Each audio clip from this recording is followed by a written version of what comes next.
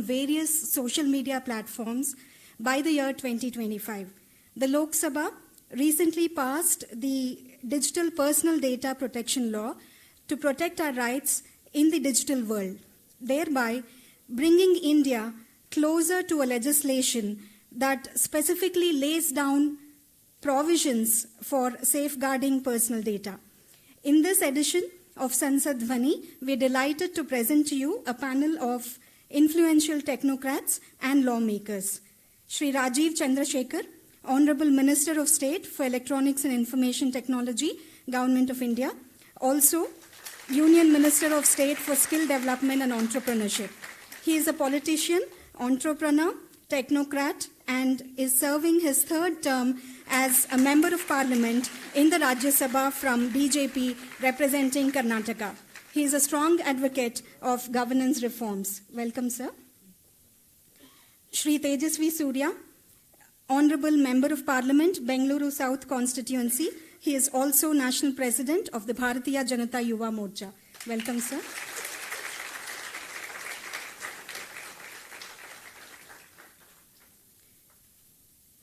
Shri Sharad Sharma, co-founder of iSpirit Foundation and Telshare Technologies. He is a member of the National Startup Advisory Council. He chairs the task force on DPI in the Think Tank 20 engagement group of G20. He is also an active angel investor, was instrumental in the success of India's first IP-focused fund, the India Innovation Fund. He previously held R&D leadership positions at Yahoo, Veritas, Symantec, Lucent, and AT&T. Digital Personal Data Protection Bill is a very significant milestone in PM Narendra Modi's vision of global standard cyber laws for India's digital economy. With this, now we will have opening remarks by our Honorable MP, Shri Tejasvi Surya. Yes, okay, sure. Sorry. Let's begin with Shri Sharad. So, the Digital Personal Data Protection Law has all the elements needed for data empowerment. So, let's understand more about what's the law and how it's going to affect you. Shri Sharad Sharma on the topic, what does the Digital Personal Data Protection Law mean for us? Over to you, sir.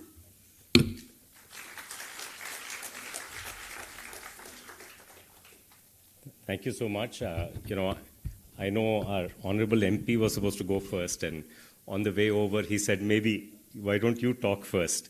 So let me give you the context, and I'm going to take you back in time, and through this journey, I'm going to make a conclusion. I'll tell you what that conclusion is. I think there are going to be only 3 AI superpowers in the world. And it's not going to be Singapore, it's not going to be any small country. It'll be, of course, India, China, and the US. And why I'm going to make my case to you, why this bill is pivotal to making that happen. Had this bill not happened, we would not have the potential to get there. And this is a slightly circuitous journey, so stay with me for a few minutes. I'm going to make 5 or 6 points and to get to this conclusion. First, I'll take you back to late 2013, 2014. By that time, it was clear that the digital revolution was going to be upon us. In fact, there were applications, some of you may remember. Does anybody remember News Hunt here? Bharat Matrimony? Zoho? These were consumer apps, Indian consumer apps, Indian business apps, and these companies have gone on to become even more successful. And I used to be an angel investor and a board member in Bharat Matrimony way back in 2007 and 9. That will tell you my vintage. And so it was clear that Bharat is going to adopt digital, because we as a society are an open society. We will adopt anything new that is useful to us. But there was a fly in the ointment, as they say. The fly in the ointment was that all these apps that we were talking about were built on digital infrastructure that was going to be foreign. It was app stores, cloud computing infrastructure, AWS used to be very popular then, and things like that were all coming from outside. And there's a worry that took over, saying we have the potential, while it looks very promising, we have the potential that we may again become a digital colony as we go forward. right? So what's the answer to that? So a deep thought revealed a very simple answer to that. And I'm happy to tell you that has stood the test of time over the 10 years. And that was that if India could own the digital infrastructure that mediates the flow of people, flow of money, and flow of information, because then we will be fine. And you know what? At that time, we had to give this concept a name. That concept was named in a meeting that I had the privilege to be part of, and that concept is today called India Stack. How many of you here have not heard of India Stack? Everybody has heard of India Stack. India Stack in its essence is actually this digital infrastructure. And saying that this digital infrastructure should be Indian meant that it should be owned by the government. It should be owned by the public. So the idea that it should be public digital infrastructure was an idea that was born in 2014. But at that time, it was just an idea. There was nothing else there. Even eKYC did not exist at that time. And eKYC, e-sign, flow of people. And that allowed us to issue bank accounts to millions of people. We went from 17% to 81% in a very short amount of time. We are the largest user of e-sign in the world. Do you know e-sign is a national standard, but all the people who provide e-sign services are private players. Many of them startups here in Bangalore. It is an example of public infrastructure privately provisioned. You know, Bangalore airport is public infrastructure privately provisioned. Chennai airport is public infrastructure publicly provisioned. Which is a better airport? Exactly. So this idea that not only should we have digital infrastructure, not only should it be public in nature, but it should also be wherever possible privately provisioned public infrastructure is an idea that took root. And so the first layer was flow of people.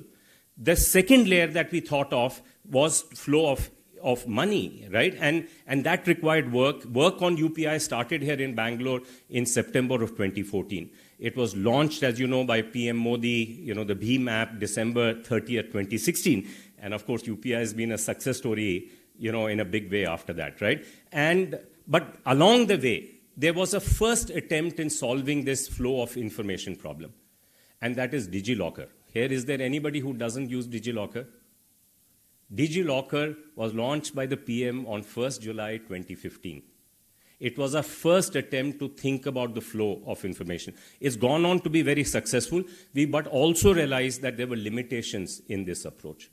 And the limitations was that it worked very well for documents, but information is not always documents. And an idea took root that we needed to think more broadly about this infrastructure in a way that had not been thought about anywhere else in the world. And so could we copy what the Americans were doing? No. But you know why? Because Americans are very good in providing flow of information, but in that flow of information, they have very little respect for the privacy of the individual. And we wanted to make sure that the privacy of the information was in the hands of the individual. They controlled it.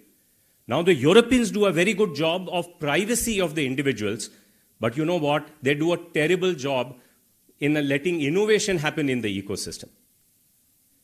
So we didn't have the luck, and China model, of course, is not even copyable. Don't even get me started on China, right? So the question was, we had neither the opportunity to copy Americans, nor the opportunity to copy Europeans, and we had to find a system which would give us a balance, a good balance, without compromising the privacy. It would also allow us to give innovation.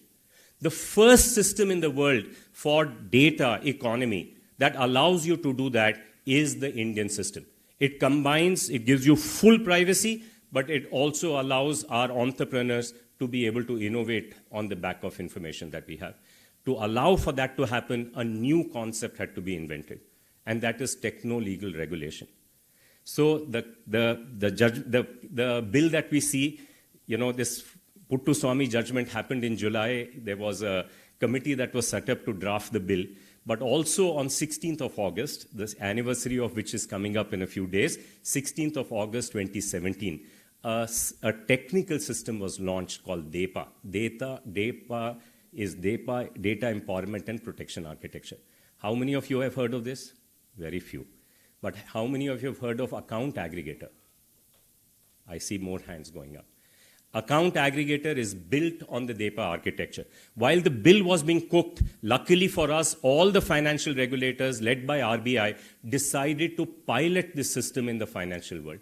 And so today in India, we have a system that the world can see, which is called the account aggregator system, where you control your financial data, and only under your control, with your electronic consent, can it be shared to anybody else, a lender or any other financial service providers. And this system was piloted from 2017 to 2019. Then a public pilot took place from July 2019, and it was formally launched in the public in September 2021. Today, it covers more than 1.1 billion bank accounts. It is growing. The number of consents that we have are growing at 32% month on month. 19 million people used it in this month alone as we go forward. And so this is a system which is growing very rapidly. So therefore this idea, the new idea that had to be born was techno-legal regulation. Can we regulate the market behavior of people, not only by public policy, but also by public technology? Public policy, public technology coming together will allow us to create good behavior in the market for people. That is called techno-legal regulation, right? And think of it, potter's wheel, you want to shape clay, you can't shape clay with one hand. You can shape clay only when you put both hands on the wheel. This idea of techno-legal regulation is an Indian innovation across the world. And then the bill started taking shape. Our Honorable Minister has been intimately involved in this, shaped every part of this. There was a JPC involved. Our Honorable MP was part of that JPC. He made sure that this view that was being espoused was pulled into the conversation so that we were creating something that was going to be techno-legal in nature. So this is the innovation that India has brought in so far, right? This is not something vaporware, because a version of this is running as the account aggregator that you see today. Now, what does it mean? What's going to happen in the future? What's going to happen in the future is, because what this bill enables, I'll give you a very, very simple example so that you can relate to this. Every company, let's take a company that you're all familiar with, railways, right? IRCTC. They issue railway tickets to us, right? So they have some personal information about me. They also have aggregate information, seasonal patterns, when do people travel, when do they travel, when do we see more travel in which season to which city, and so on and so forth. They have aggregate information. If they were in the US, what they would have done is, they would have taken this personal information and they would have resold it to anybody, right? Because in the US that is allowed. Or if they were in Europe, they couldn't have given it to anybody, even if you wanted them to give it to them. But in India, it is possible for your personal information to be shared to somebody else, but only with your consent, only with your electronic consent. And our electronic consent system that we have is organs. Remember this. It's open, it's revocable, it's granular, it's auditable. It notifies you when something happened, and it's fully secure. No other country has that system. Second, if you want to look at the seasonal pattern, let's say Make My Trip, Clear Trip come to them and say, hey, I want to look at this aggregate data. Will you share your aggregate data with you? They would share this aggregate data if they were in the US. But what if one of those companies de-anonymized this data? They gave it in an anonymized form, but anonymization is an art form. It's not a science. You can de-anonymize that data. And what if they de-anonymize that data? What would be the consequences of that? Damage is done by that. Right? Now, in the US, they control it by having very large penalties. You've heard of that you'll sue somebody and then bad things will happen. India, our legal system doesn't allow us to do that. So that deterrence is not there at all. So we needed to invent a system where technology will provide us computational guarantees on privacy on aggregate data. That system is called the DEPA training cycle. How many of you are techies here? Go and check the system out, depa.world. Now, why is it called depa.world? Why is this Indian system put under a thing called depa.world? You know why? Because even today, other countries want this system.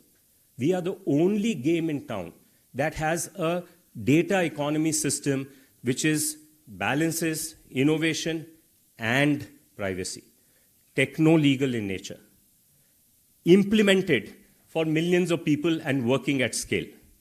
And the law, what it does is it provides now this enabling environment for this to explode as we go forward. Now, what does that explosion mean? That explosion means that all of us here, a few years from now, maybe not even years, maybe a year or two from now, will use some form of AI to be a better student, to be a better teacher, right? On the other hand, unfortunately, what is also going to happen is that gaming, gambling, even pornography will use AI to distract our youth in a way which is worse than what happens today. And we have the world's largest population of young people. So we need to find regulation to do that. This is why China bans games after 8 o'clock. you can't consume games in the Chinese system after 8 o'clock because they're trying to protect their young people from getting distracted. We can't use the Chinese way for making that happen. But we need a techno-legal regulation to be able to prevent that distraction economy from becoming more powerful and the augmentation economy becoming powerful, but becoming powerful on the back of AI models that are built in India, not AI models that are coming from China and the US, right? For that, who will own the AI models? Are the people who own the data which feeds those models, which trains this model. There are only going to be 4 continents that can have continental scale data for training AI. US, of course, will do it. China, of course, will do it. Europe is lost at this point in time. India has just put in place with this act a system that unlocks in a completely privacy-preserving way continental scale data for Indian entrepreneurs to build world-class models from India. That is the reason why India will be an AI power of the future. We have our own problems to solve with AI. We have our own data that we can use to train our models to solve that problem. And we have the talent, all of you. In fact, the most famous AI paper which is driving this revolution is a 2017 paper on Transformer. Count the number of Indians in that paper. The lead person is himself Ashish Vaswani, an Indian. Indians are driving the AI world today, even as we speak. So we have the talent. We are going to bring all of this together to solve our hard problems with Indian AI based on Indian data and thereby be a shining example for the rest of the world. Thank you so much to both of you for helping laying the foundation for this in a very powerful way. So we have a good India to look forward to in the future. Thank you so much. Thank you, sir, for outlining the technical and legal provisions under this law to create an enabling environment to build world-class models from India. Moving on, let's hear from the minister himself. So,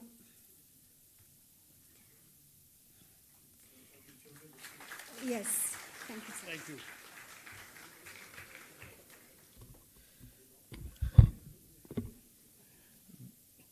Everyone, namaskara.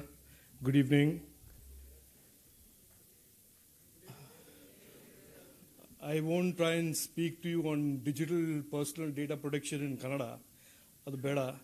I'll confuse you, confuse me, and the whole objective of the Sansadvani will be defeated. So I will speak in English on the subject. First of all, thank you to my colleague in Parliament and our representative in Parliament, my representative in Parliament as well, Tejasvi Suryaji. Shri Sharad Sharma, who's also already given you his views. And to all of you, good evening. Just a small correction to the MC. The bill is already notified, so the bill is not in Lok Sabha alone. It is Lok Sabha, Rajya Sabha, the President of India, and it has been gazetted today, so it is law. The Digital Personal Data Protection Bill is law as of today. And let me share some of my thoughts on the bill and, of course, the context in which that bill is important.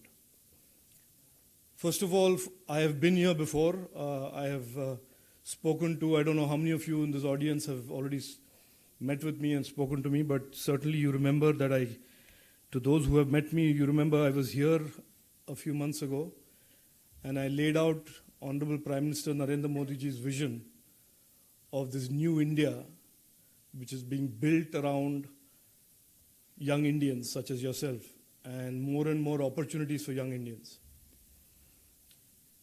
He coined a phrase on 15th of August 2021 called India Techade.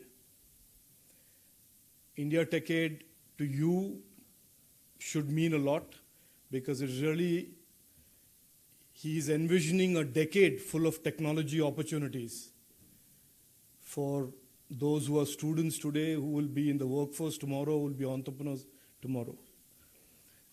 The India Techade is an exciting vision, and therefore I always, when I meet students in colleges, I say, simply with a little bit of envy on my part, and on behalf of all grey-haired people of the world, that you are certainly the luckiest generation in the history of independent India, because of how exciting the present and how exciting the future looks for you, that is being built out by policies, the hard work, determination of our Prime Minister, who, amongst other things, is the biggest believer in the potential and the capabilities of the youth of India.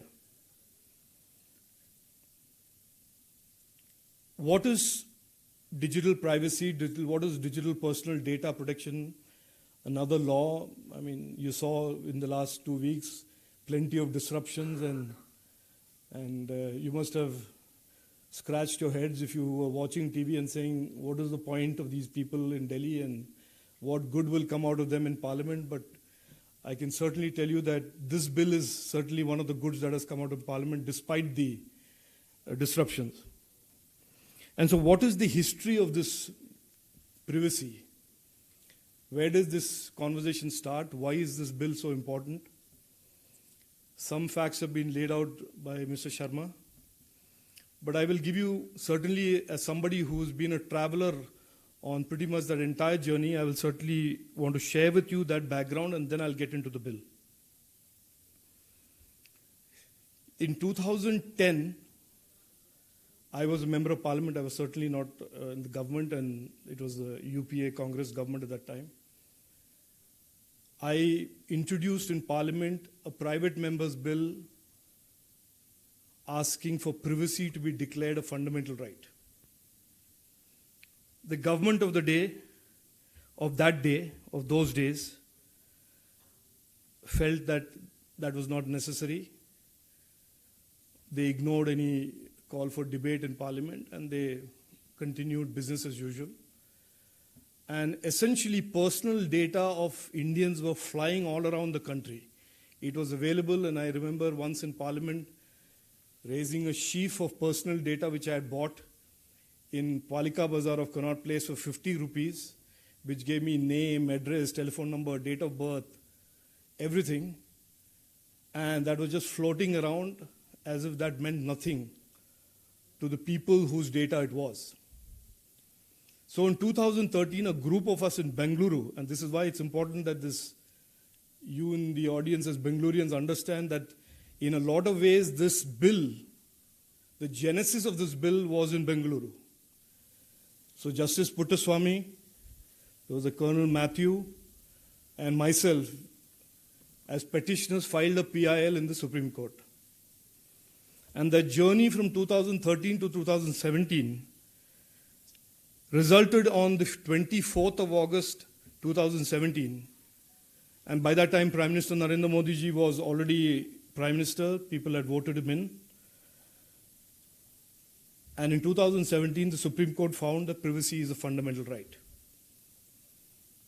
Prime Minister Narendra Modi ji got his team to swing into action to codify that into a legislation. And the first draft of that legislation came about in mid-2019 after a series of committees, including the Justice Sri Krishna Committee report, had been sought for and asked and submitted. So 2019, the draft bill was tabled in Parliament.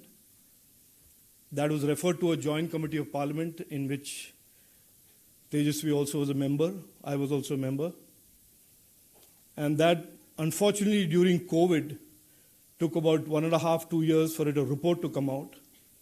But what came out on the other end of that discussion was a very complex, highly complex bill that would have certainly protected citizens' rights, but would have put a brake on innovation, would have slowed down innovation, created compliance burdens for our young startups. And so the Prime Minister agreed to our request that we withdraw that bill and go back to the drawing board. And that happened on the 22nd of October 2022. And then we have the bill as was passed in Parliament, Lok Sabha, Rajya Sabha, and then notified by the government. So I just wanted to give you this journey of almost 10 years where this issue of privacy started being debated. And finally, we now have a world-class legislation. Why is a world-class legislation so important?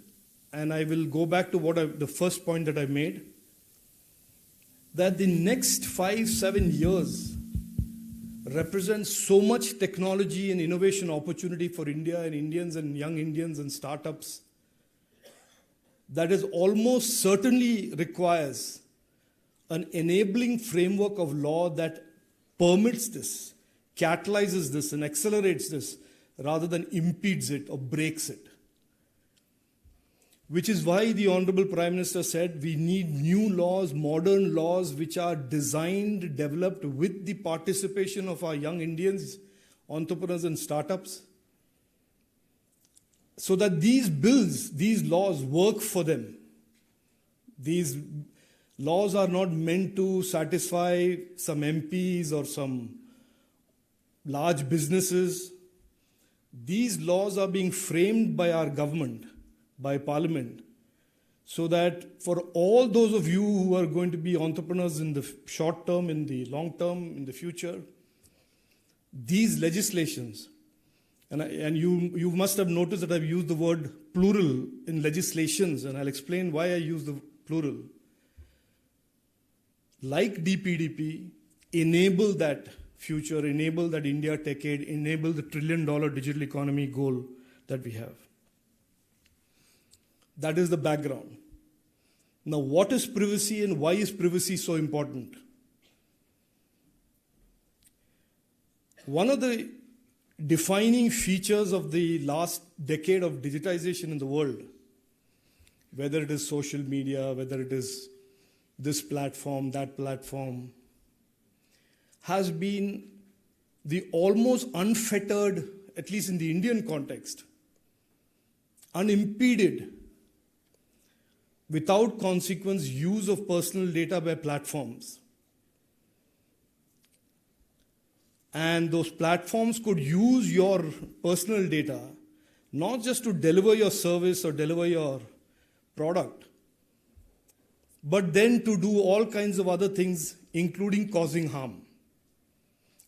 Intended, unintended, intentional, unintentional, witting, unwitting. This behavior, this bad behavior, this exploitation, this misuse of personal data is an open secret. I think all of you know, you get calls from people, you go to a website, you log in and you order something, and suddenly 2 days later you have something else being thrown at you. So the misuse and exploitation of citizens' personal data is something that many platforms have been doing. And of course, they will argue it is in your interest and it's great and it's very good and it's not causing harm. But it's certainly, in many, many cases, causing harm and certainly violating the Supreme Court's finding that privacy is a fundamental right. So for this bill, just to describe what this bill achieves. First of all, it puts a brake on the practice, brake as in B-R-A-K-E, brake, on the practice of misuse and exploitation of personal data without consent. So if you are one of you, No platform can now use your personal data without you saying, yes, I agree. And for them to get that yes, they have to ask you the question in a meaningful, informed manner. And this is at the heart of this Digital Personal Data Protection Bill.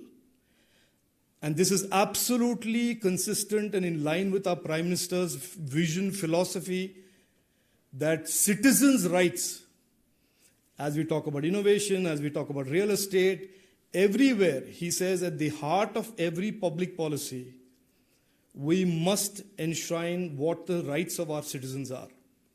So that is why about a few years ago, you remember there was a bill called RERA, the Real Estate Regulation Act, that dealt with the asymmetry between home builders and those who are buying homes.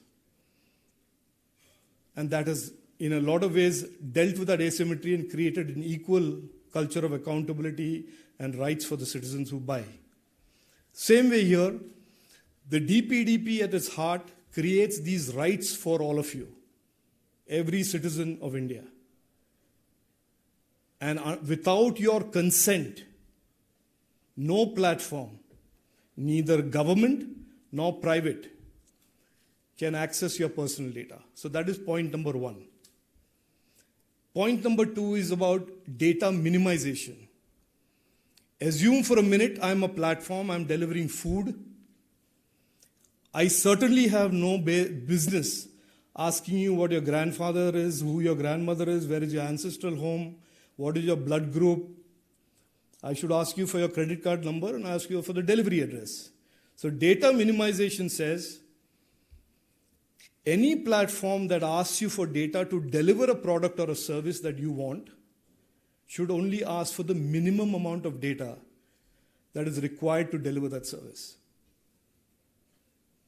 Third, purpose limitation. This is very important. A platform that takes your personal data can only use it for the purpose that you have consented to. So in the consent, if you say, I give Mr. Zomato my home address and my credit card number, I certainly don't give that food delivery platform my consent to use my details for anything other than delivering my food. That is purpose limitation. And the third is storage limitation, which is that you cannot store the data, my data, your data, personal data, for any longer than that is required to deliver the service. So the question of creating big databases of personal data that have been collected to deliver a service and then to use that for something also stops. These are the 3 or 4 basic principles that have gone into the DPDP that at the heart of it go to creating or codifying the rights of every Indian citizen that deal with platforms that have to use their personal data.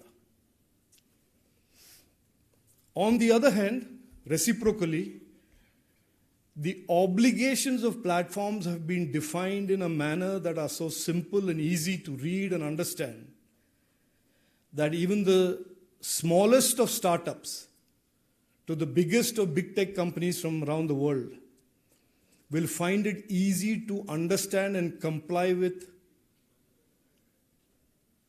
without having to worry about hundreds of lawyers. And it may certainly, one of the arguments of the DPDP is that it will put lawyers out of business, which is not a bad thing, I believe, anyway.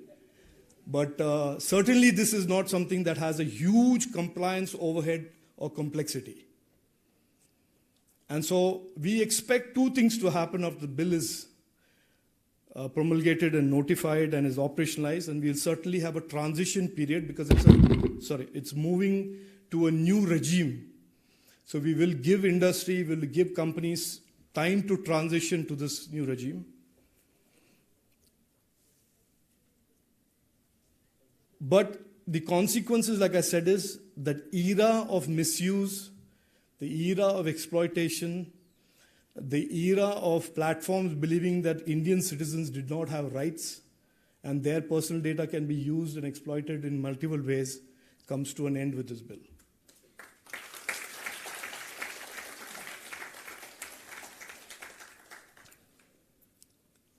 But this bill is a very important marker for the catalyzing the innovation ecosystem, because it removes any ambiguity about what a startup or what a company is supposed to do when privacy has been declared a fundamental right.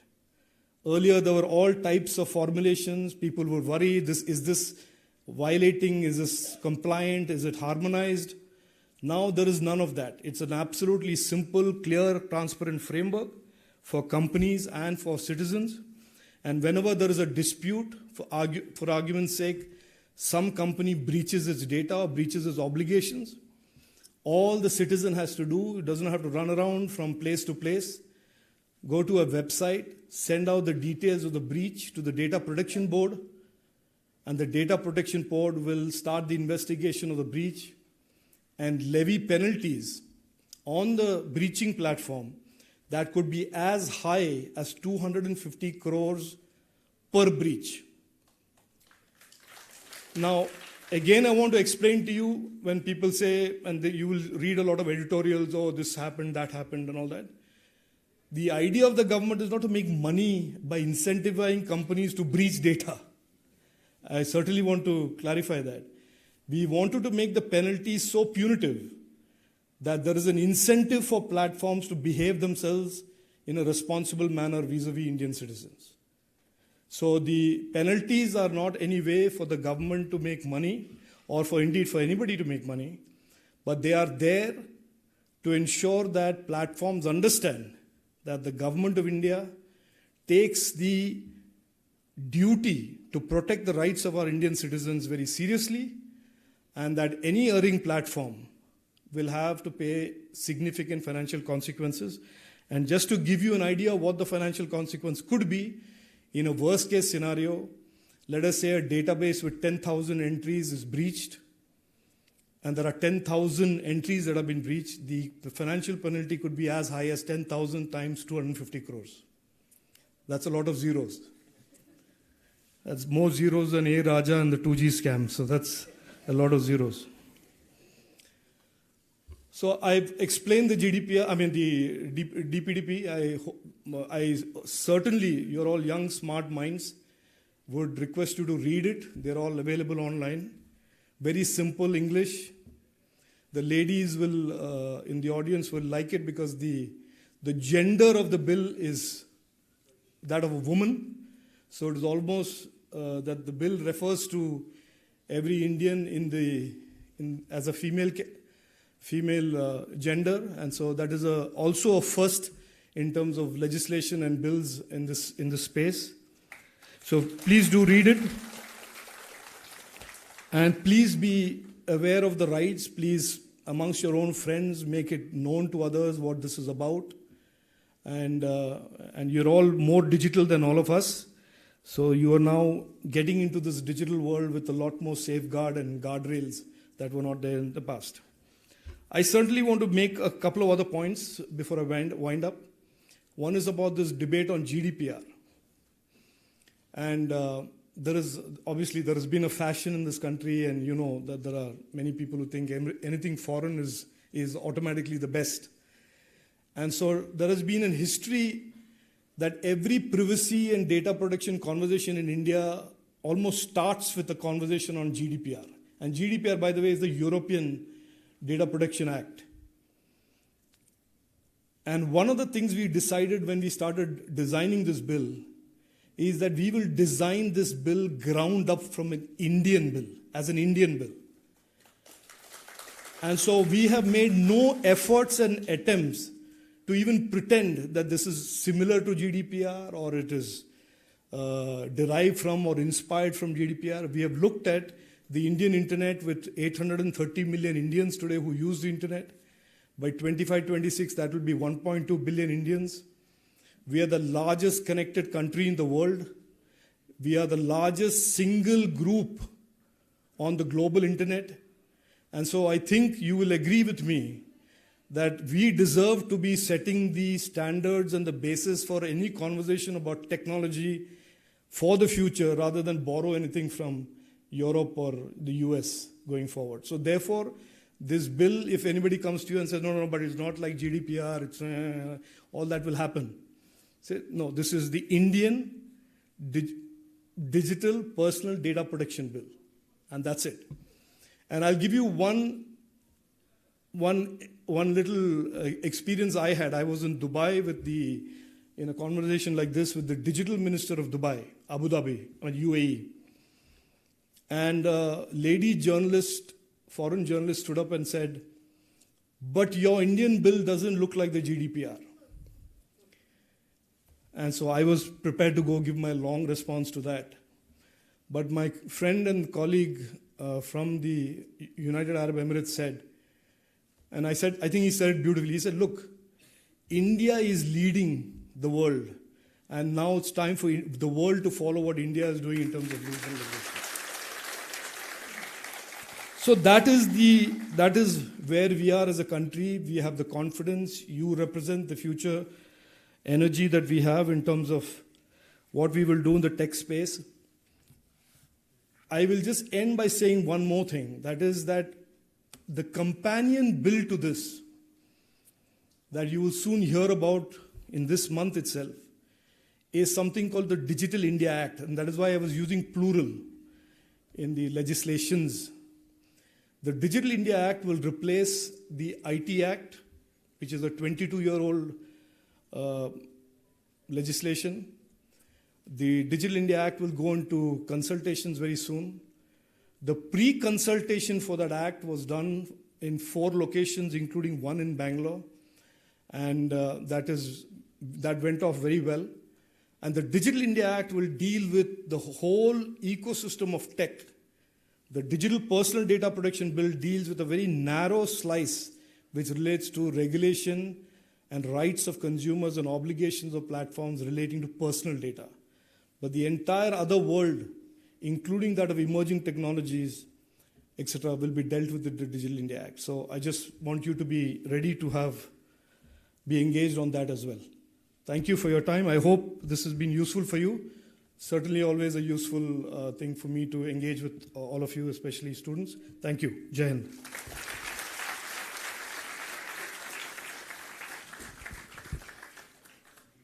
The Honorable Minister, Shri Rajeev Chandrasekhar, has personally led with all stakeholders to make the Indian DPDP a global standard, contemporary, future-ready, yet simple and easy to understand. Thank you, sir. So with this, I would now request our Honorable MP, Shri Tejasvi Surya, who is also a member of the Standing Committee on DPDP. So I look forward to hearing from you. Thank you.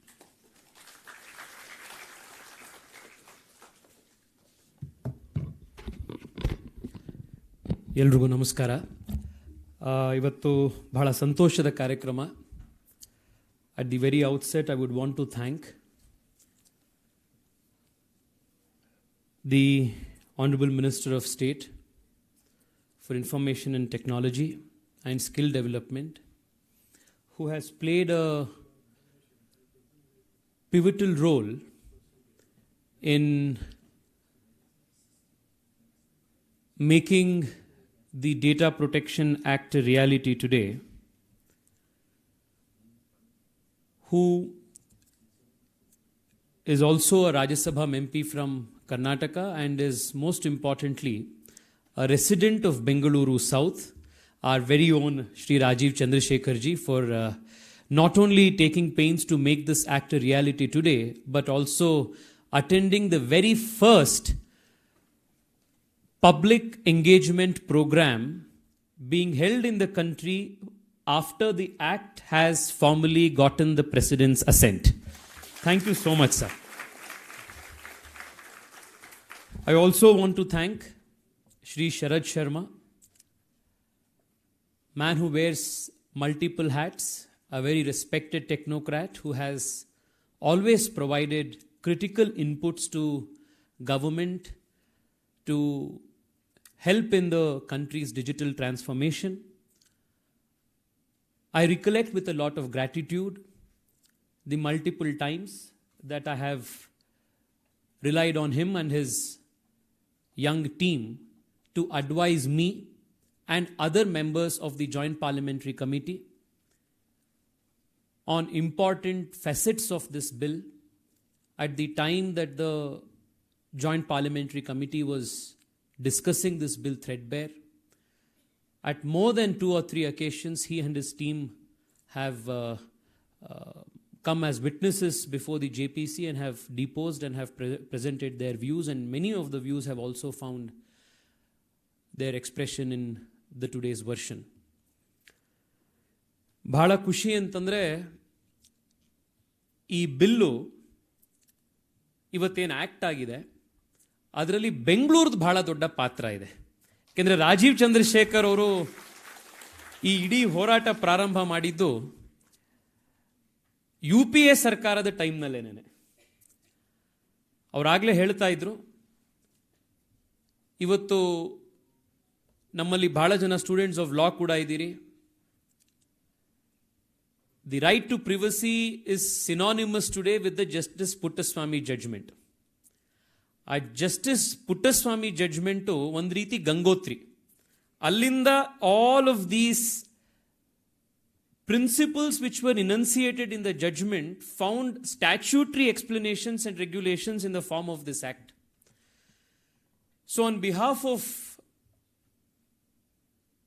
a lot of young Indians, crores and crores of young Indians, and especially on behalf of young Bengalurians, we would want to thank Shri Rajeev Chandrasekhar with a lot of gratitude for leading this very important 21st century battle from the very front.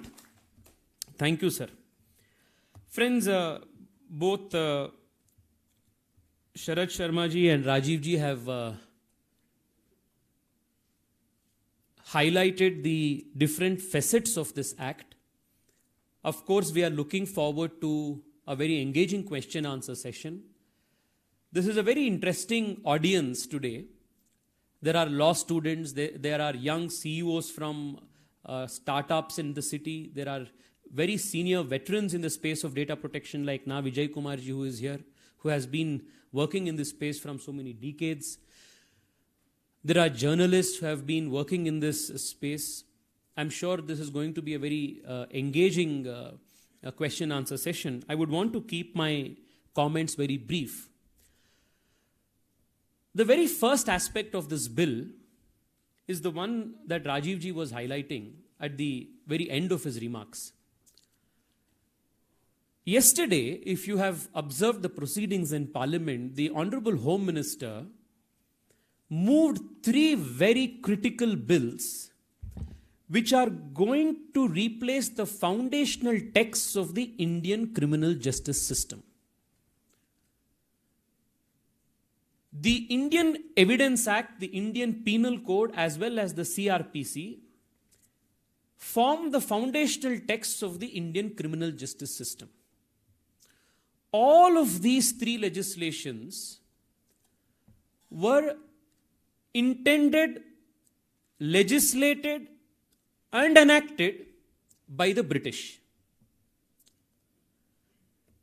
The objective of the Indian Evidence Act as well as the IPC was to primarily serve the interests of the British Crown at the expense of the native population. It was not done to further the interests of Indians and the interests of the Indian government. So what the Home Minister essentially has done yesterday is to make a very important journey towards finally decolonizing India's criminal justice system after 75 years of independence.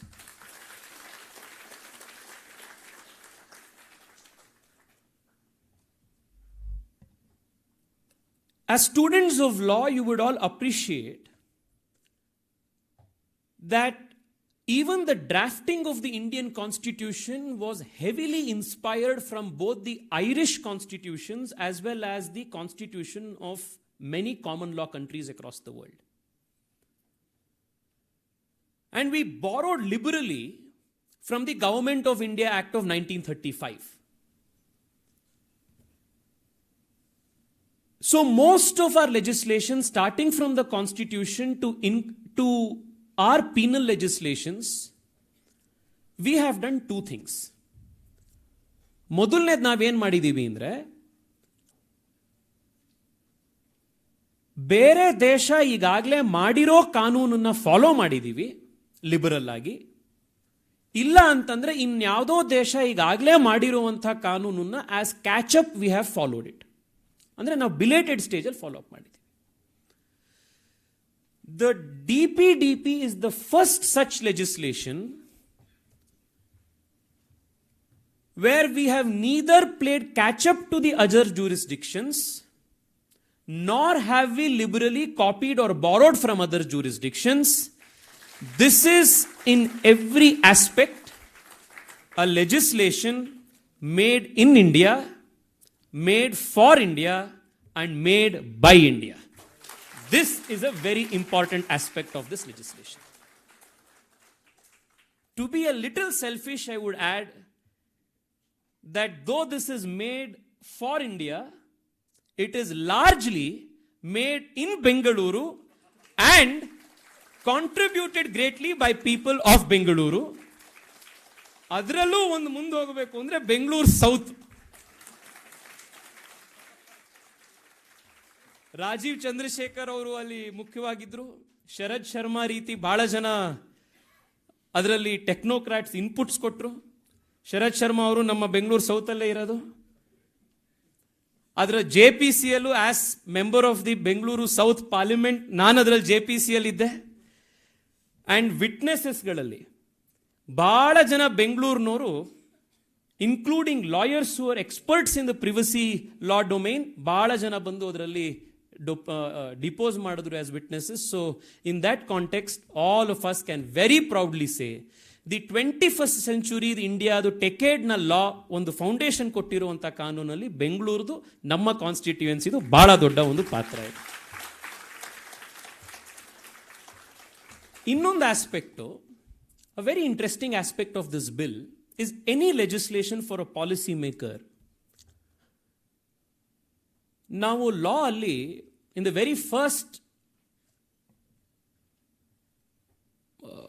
Classes on law school ನಮಗೆ interpretation of statutes ಅಲ್ಲಿ they start teaching us this concept of harmonious interpretation.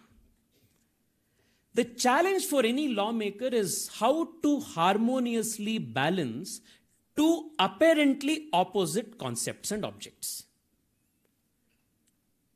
How do we balance two diametrically opposite ideas which are very much essential to make a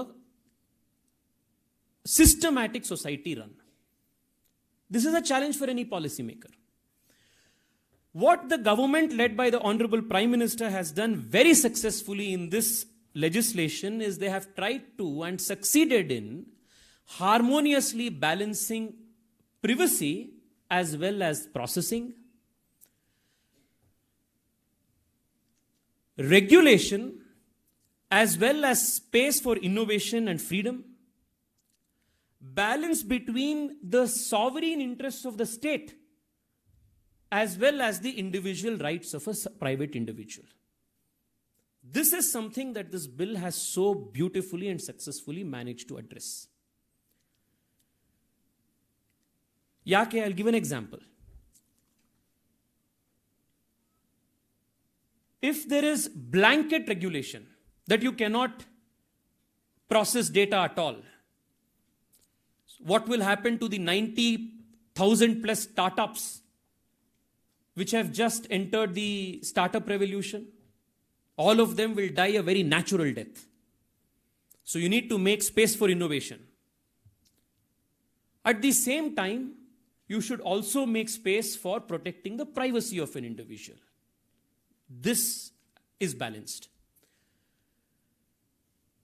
At the same time, a government has many sovereign needs. For example, ಯಾವುದೋ ಒಂದು terrorist attack, ಯಾವುದೋ ಒಂದು module ಇದೆ, sleeper cell ಇದೆ. Just as we speak today, NIA has arrested 15 plus people in Bengaluru who are suspected of fomenting terror activities in the city.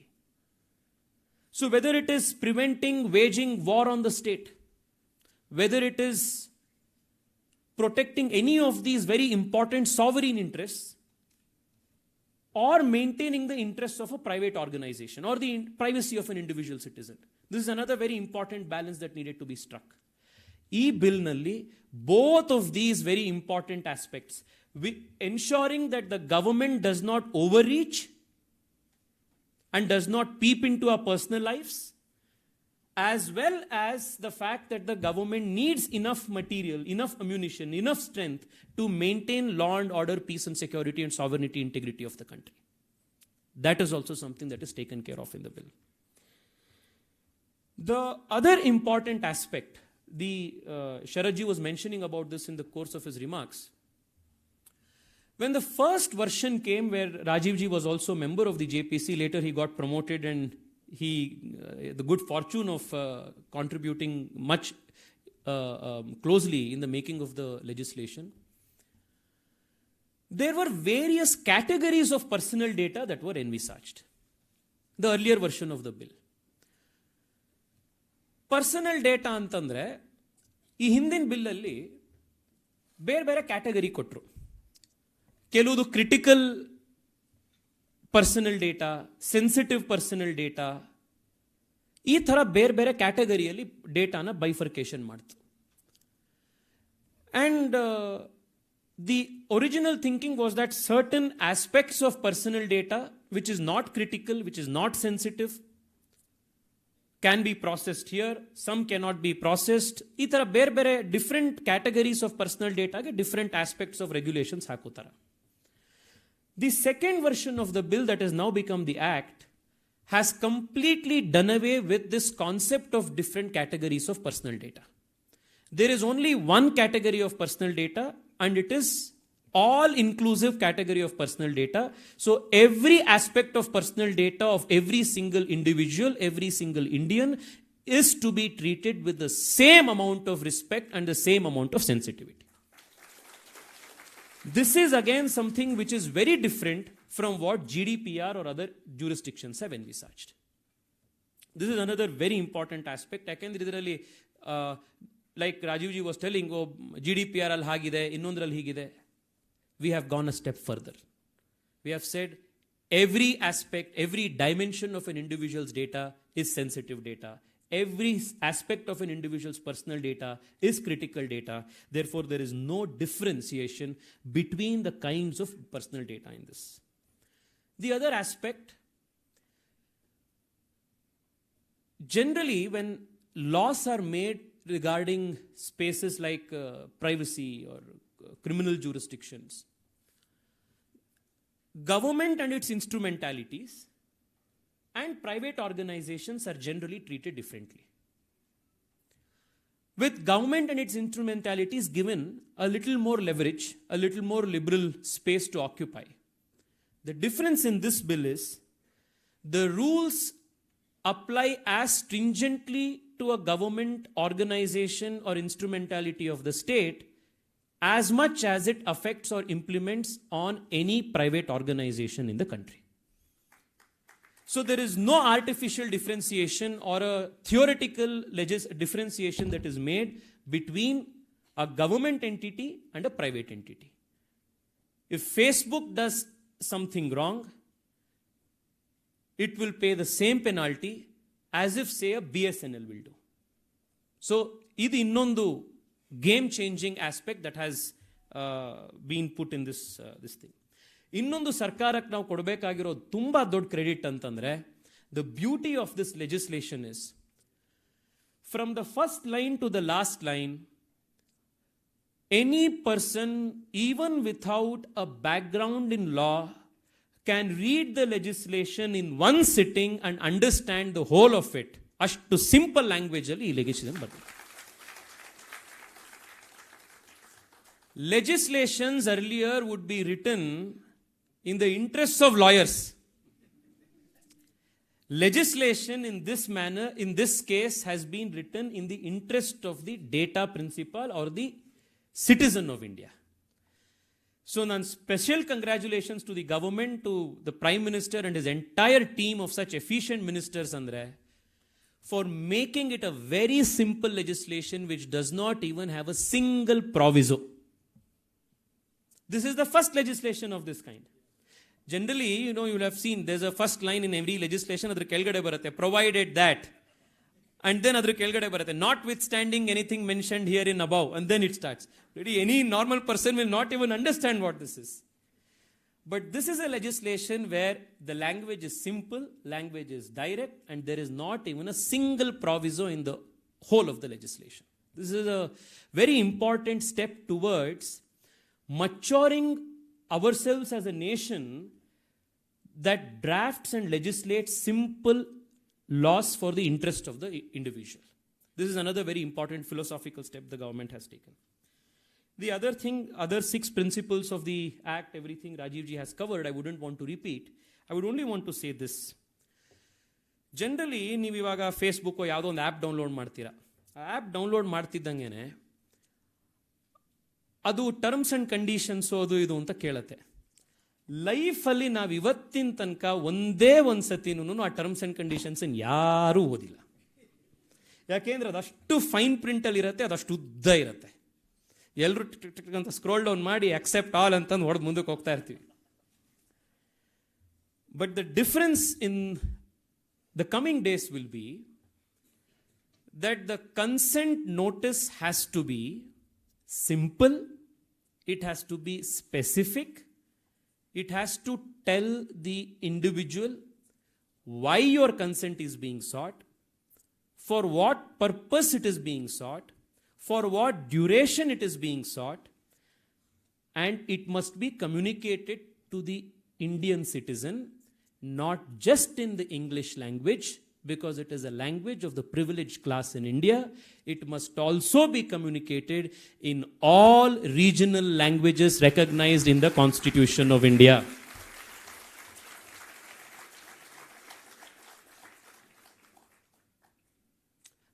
There was this very interesting question, Rajeev ji, that came up in the course of our discussion in the JPC. This was from a member of the Congress party. He said the very concept of privacy is very elitist. He said that this legislation itself is for the elite. Because the poor man perhaps may be not concerned or maybe not even aware that there is a concept called privacy that exists. Perhaps nobody can be as far away from reality and far away from truth as that kind of a statement. Because privacy is the fundamental right of every single individual. And English barlilla antand matra konik privacy ilva ವ್ಯಕ್ತಿಗೆ. So ಈ ಬಿಲ್ಲಲ್ಲಿ ನಾವು ಮಾಡಿರುವಂಥ ಬಹಳ ಒಂದು important ಕೆಲಸ ಅಂತಂದ್ರೆ ಕನ್ನಡದವರಿಗೆ ಕನ್ನಡದಲ್ಲಿ notice ಸಿಗಬೇಕು, ತಮಿಳು ಮಾತನಾಡೋರಿಗೆ ತಮಿಳಲ್ಲಿ ನೋಟಿಸ್ ಸಿಗಬೇಕು. ಯಾವ್ಯಾವ ಭಾಷೆ ಭಾರತದಲ್ಲಿ 8th schedule of the constitution ನಲ್ಲಿ ರೆಕಗ್ನೈಸ್ ಆಗಿದೆಯೋ ಆ ಎಲ್ಲ ಭಾಷೆಗಳಲ್ಲಿ ಈ ನೋಟಿಸ್ಸು ಜನಕ್ಕೆ ಸಿಗಬೇಕು.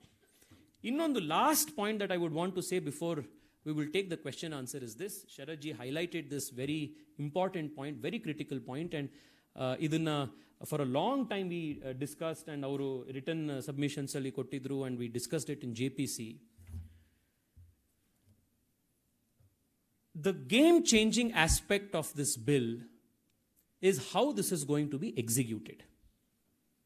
Now you will all ask, generally in the course of our conversations we keep telling alva, India the ಕಾನೂನ್ಗೇನು ಪ್ರಾಬ್ಲಮ್ ಇಲ್ಲ ಸರ್, ಎನ್ಫೋರ್ಸ್ಮೆಂಟ್ ಪ್ರಾಬ್ಲಮ್ಮು, ಎಲ್ಲ ಕಾನೂನು ಇದೆ ಅಂತ. ಕರೆಕ್ಟ್ ತಾನೆ? ಈ ಥರದ್ದು ಒಂದು ಕಾನೂನನ್ನ ಇಂಪ್ಲಿಮೆಂಟೇಷನ್ ಹೇಗೆ ಸಾಧ್ಯ? That is where the very novel, very unique concept of consent manager has come into existence. So the bill envisages a concept called a consent manager. This consent manager will essentially be a technical platform where every single Indian citizen who is essentially a digital nagarik can enforce his rights and duties using the consent manager to act on his behalf.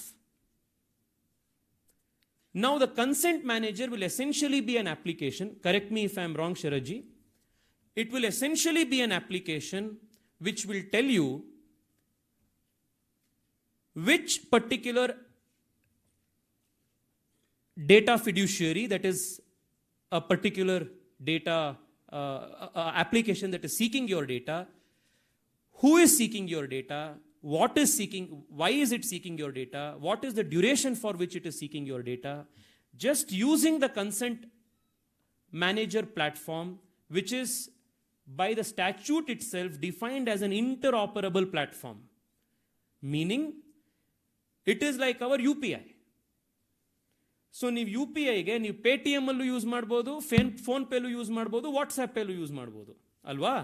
ಅದೇ ಥರನೇ consent manager is also going to be an interoperable platform. ಅದು ಒಂದು platform ಇಟ್ಕೊಂಡು you can give your consent or withdraw your consent. You can monitor how your data is being processed, by whom it is being processed, for what period of time it is being processed. Is it being processed even after you have withdrawn consent? If there is a data breach, what to do? Who to approach? What is the redressal mechanism? All of these things can be managed using a consent manager application, which is a simple technological application which creates a happy marriage between technology and legislation.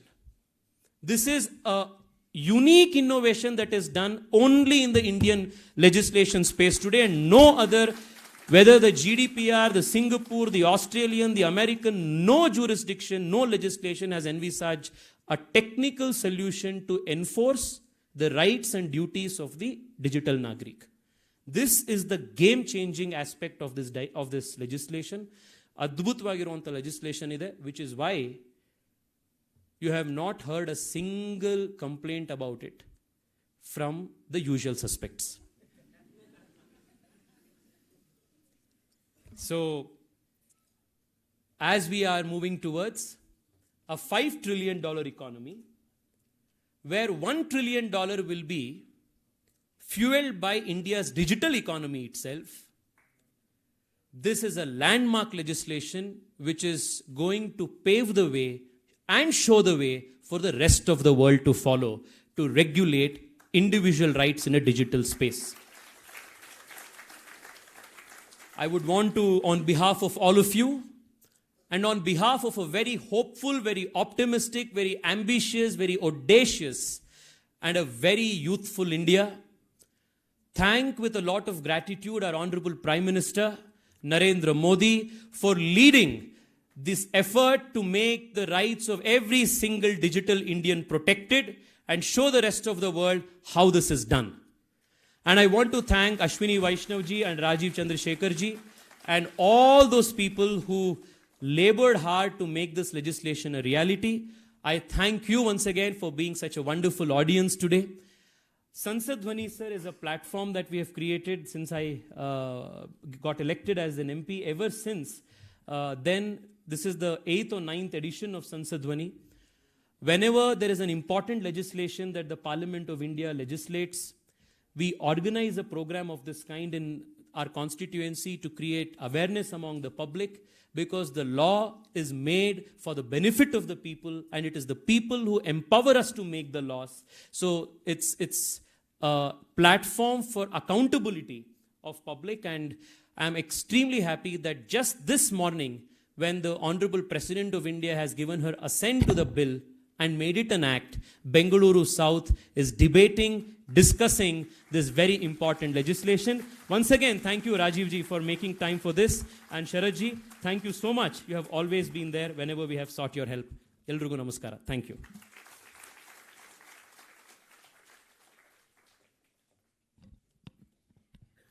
Thank you, sir, for sharing your thoughts on DPDP. This is indeed a very significant milestone in PM Narendra Modi's vision for India's digital economy, largely driven by digital Nagriks. Thank you, sir. We now look forward to a very engaging Q&A session with this very interesting mix of smart minds from various domains.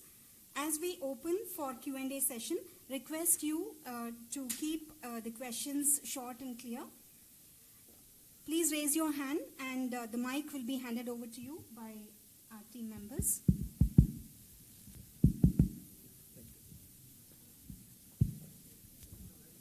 We'll start with Navi, sir. Mike. Thank you, Mr. Surya and Mr. Rajeev.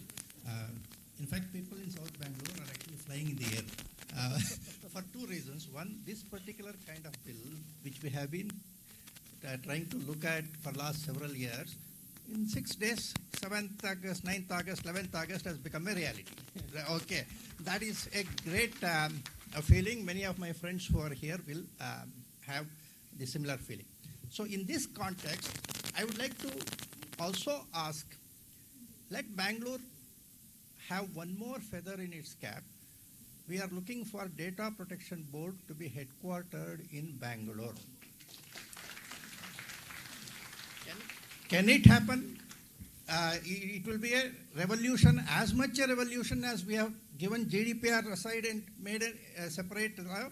Like that, put Delhi there. Every institution goes to Delhi. Why can't we have a Data Protection Board in Bangalore is my request. And we will all be very, very happy if that can happen. So first of all, I think that Tejasvi, you will have to carry that request to our big boss, the Honorable Prime Minister.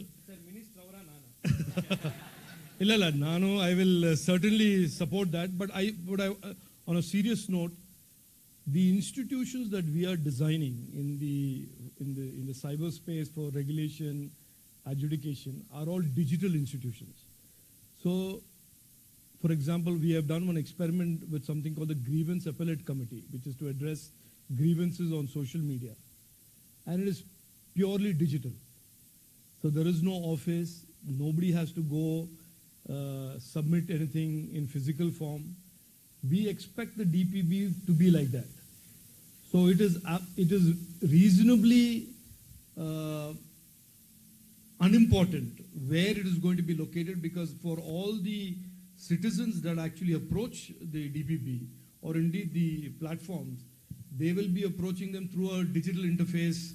And so therefore, I would like your ideas on what the UX should be.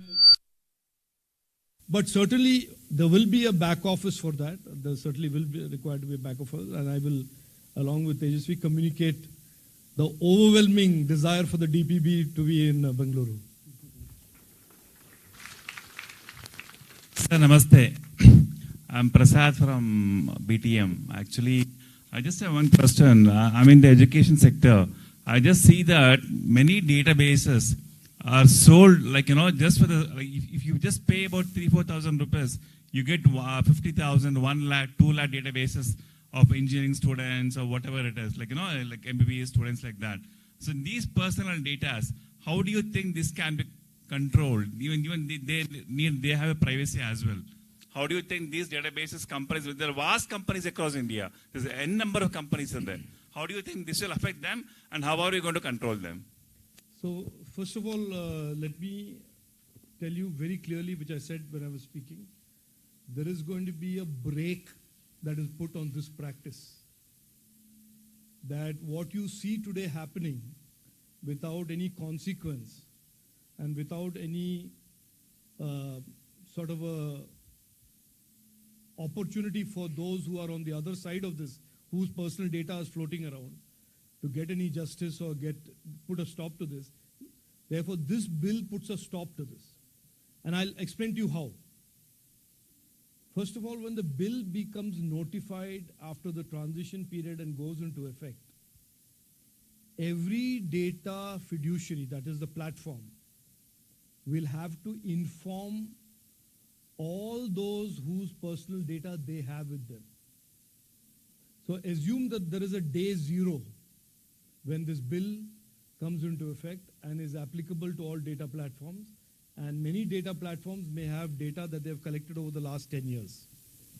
On that day, they have to approach, they have to send a message, they have to send a WhatsApp, an email, whatever, to all of those people whose data they have, which is personal data, and seek either their consent. And if the person whose data they have says, but I never gave it to you, I don't know how you got it, and I want you to delete it, The right goes to the consumer, the citizen, to say, don't keep my data. So two answers to your question. The current practice of databases being sold will fall afoul of this law, and anybody who does that will be violating this law, and the consequences will follow from that law. The second is anybody who uses personal data from one of these databases without having taken consent of the person whose personal data is will fall afoul of this law, and the consequences will fall in as per the law. So to explain to you today, at a broad level I'll explain to you, and there will be many more discussions on the granularity of this law as we go forward, is that the present practice of many platforms to take personal data and then sell it will now stop, because that selling will be under misuse, exploitation, and violative of this law. And it is likely to be implemented. So we will give the industry some time to transition. We cannot do it tomorrow because everybody has to adjust.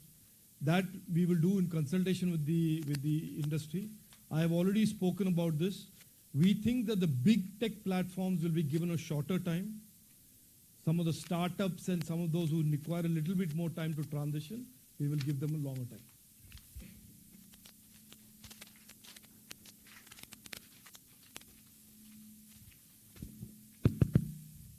Hello.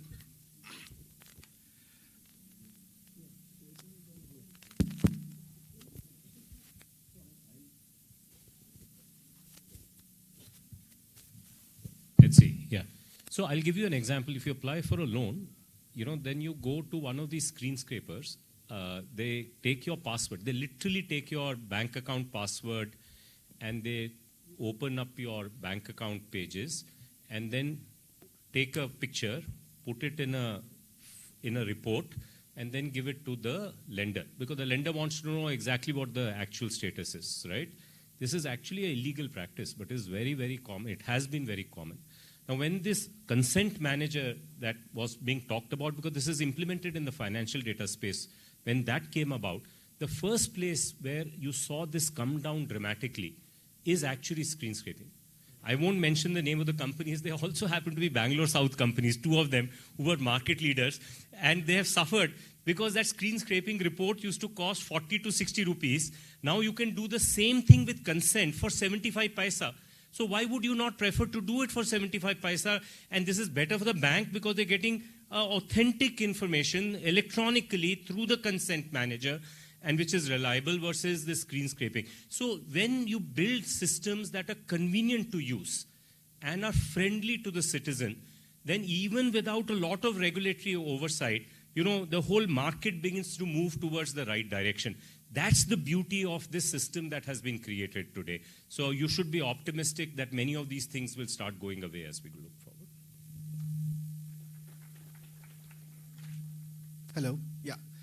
Thank you so much for bringing the DPDP Act, and thank you so much for not keeping it a copy of some other country, first of all. And I'm Kunal from Rich Webs, and I have a vast years in digital area.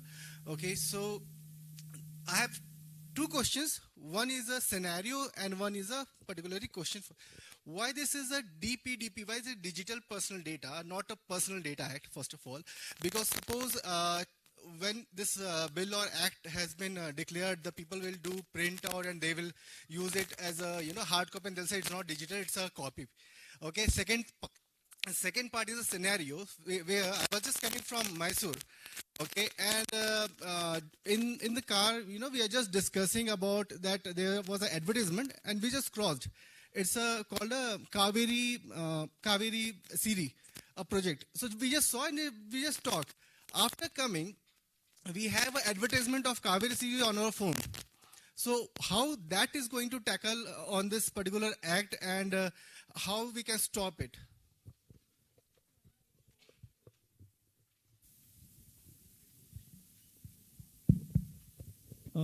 The first question about why it is Digital Personal Data Protection Bill, because this deals with personal data in the digital domain.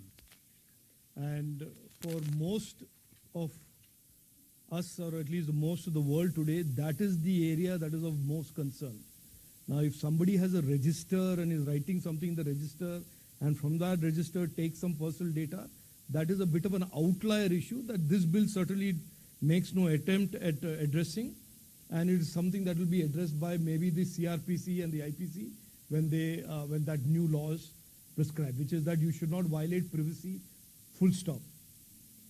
So that is the issue on digital personal data, and that is, as you know, that is where most of the misuse, most platforms are today misusing and exploiting data and creating all kinds of databases that are then used for other purposes, etc., etc.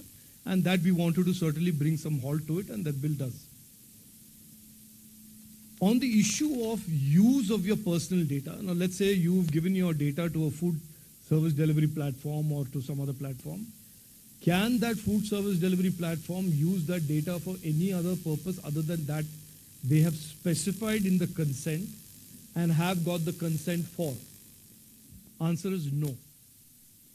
If you want to use targeted advertising, that has to be in the consent form, and we are very clear that we have kept the control on consent to be something that we will specify as a government. That means we believe this will evolve. The nature of informed consent will evolve, and it is not some model that we agree on today. But it is clear that we want two things. One is that the consent should be only for data, minimum data that has to be required for the service. There is an obligation that is already casted on the platform. But if the platform says, can I also seek your consent for targeted advertising? Prima facie in the law, there is no prohibition. But you have to give the consent for it. So, but without consent, there is no question of any platform using that data they have collected from you for any other reason apart from delivering that service.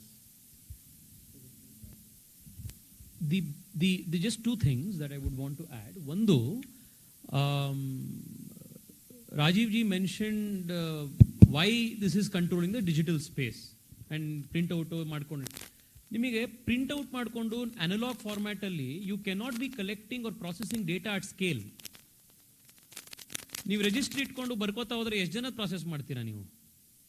So the reason why the legislation aims at regulating digital personal data is because it's only when personal data is on the digital space that it can be operated, used, abused at scale. That is why it is aimed at... I want to add to it. No, but there is... Tejasvi is right on that issue, but I certainly missed that point about using printout. Please understand, when you print out a database, that is a breach. Because you cannot have a printout of a database where that printout is then used outside the organization for purposes that are not specified in the consent. The person printing out the database is printing it out from a database. That database has been constructed on the basis of consent. So that is not the scenario I was saying that the bill does not address. That the bill addresses. It is not possible. But what the bill doesn't address is, for example, if you go into your flat, and the guard, security guard writes down your name, your telephone number as a visitor, and then somebody takes a snapshot of that and uses it. Or you go to a grocery store and that person writes down something. That in the register doesn't come under the DPDP bill. That is a narrow exception, and I suspect that a broader provision of privacy at large will be dealt with this, the CRPC and the IPC amendments that Tejasvi mentioned that the Home Minister is bringing to Parliament. Sir, also with respect to targeted advertising that you said, the bill expressively prohibits targeted advertising with respect to children. Yes. So that is taken care of. Yes, you had a question. Hello, I am Arun Kumar from BTM 4 Stage, Bangalore. Hello. I have two questions, sir. Number one, we are already shared our lot of data with, say, Google Photos or Facebook, Amazon, Flipkart, and so many other things. Okay. So how that data will be protected here afterwards? That is number one. Number two, how much cost of this data protection will be transferred to the end user? say a bank customer, will he have to bear the cost of data protection like that? Thank you. First question I've already answered. And then what will happen here is, I just want to explain this carefully so that everybody gets it, is that there is going to be one day zero when the bill goes into effect. Before that day zero and now, when the laws come into effect, there is a transition period which will be time given to all of the companies to adjust and be ready for that day zero. On that day zero, or even before, all the platforms that have your personal data that you have given in the past or taken from you in the past will have to come to you and tell you, Mr. XYZ, I have your personal data with me. Do you consent for me to keep it? And if you choose not to keep it there, you can say, no, I do not. And they are mandatorily under law required to delete it. So there is one day zero, which is when, to give you a sense of the importance of consent, from that day onwards, any personal data that any platform has will only be with consent. And so all of these last few years that we have taken data with or without consent, those will all get normalized to that starting point that without consent, nobody can have your data. Number one. Number two, good question that you asked about cost of compliance. That is why this bill casts no onerous, difficult things on startups or companies for compliance, and therefore an argument that there is a compliance cost that we want to pass on to the consumers. It is very easy to comply with. Yes, if you are a startup today or a company today that is running a server in situ and you have all your data lying there with hundreds of people who are having access to it, or have hundreds of people given APIs, unfettered access to it, and it's all very leaky, then you have a problem. But that is a behavioral business process change problem. There is no huge amount of equipment that you have to buy or some great technology you have to buy. Of course, you will have to buy some firewalls, you will have to make sure that your systems are cyber secure. All that you will have to do to prevent hacking and breaching, which anyway most companies are doing. So I don't see any great incremental cost that will cause any, let's say, inconvenience or increase in cost for any of these startups and companies. Number one. Number two, that is by design. We have made sure that that is a policy objective that we meet, as Tejasvi said. We meet, not balance. That is the only thing I want to correct. It is not a balance. It is completely meeting the objectives of meeting the fundamental right to privacy and data protection, and completely meeting all of the reasonable, fair requirements for the innovation system to grow. There is no compromise on either of those, and completely meeting government's emergent requirements to lawfully access personal data in the event of national security, pandemic, earthquake, etc., etc. May I? Yeah, go ahead. See, I want to mention this consent thing. While the law has activated it now, MITI actually created an electronic consent artifact as a national standard on 23rd of March 2017. And then it has been piloted, as I told you, till 2019, then public pilot in the financial world till 2021, September 21. And after September 21, over 100 scheduled commercial banks are now using that same system.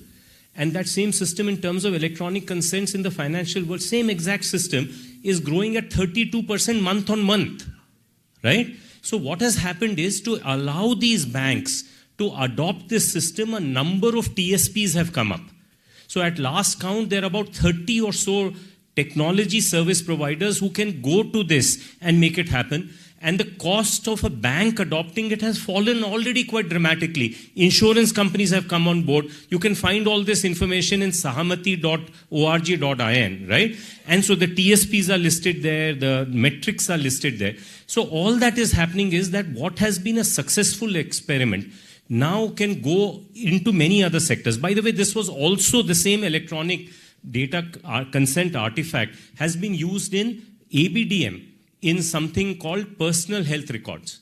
So there is an evidence that the same electronic data format, which remember is auditable, notifiable, secure, revocable, etc., and purpose specific, can be used in several sectors. So please expect this rollout in the marketplace to happen relatively quickly. There'll be some companies that will complain, not because it is difficult, but they don't want to do it.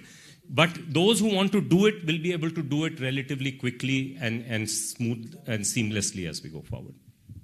And just to add to what Sharad said, while there is this effort on MeitY's part, etc., there is no monopoly that there will be just one consent manager or one consent platform. There can be, and we will encourage many different consent platforms, consent management platforms across the board. So that will all proliferate as as the DPDP gets more and more awareness and people start responding to it.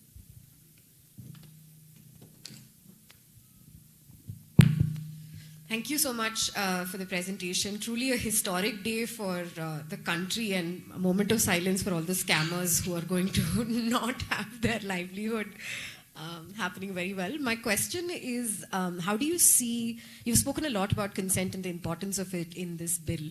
How do you see the difference between informed consent and going forward in terms of how the bill is going to be implemented?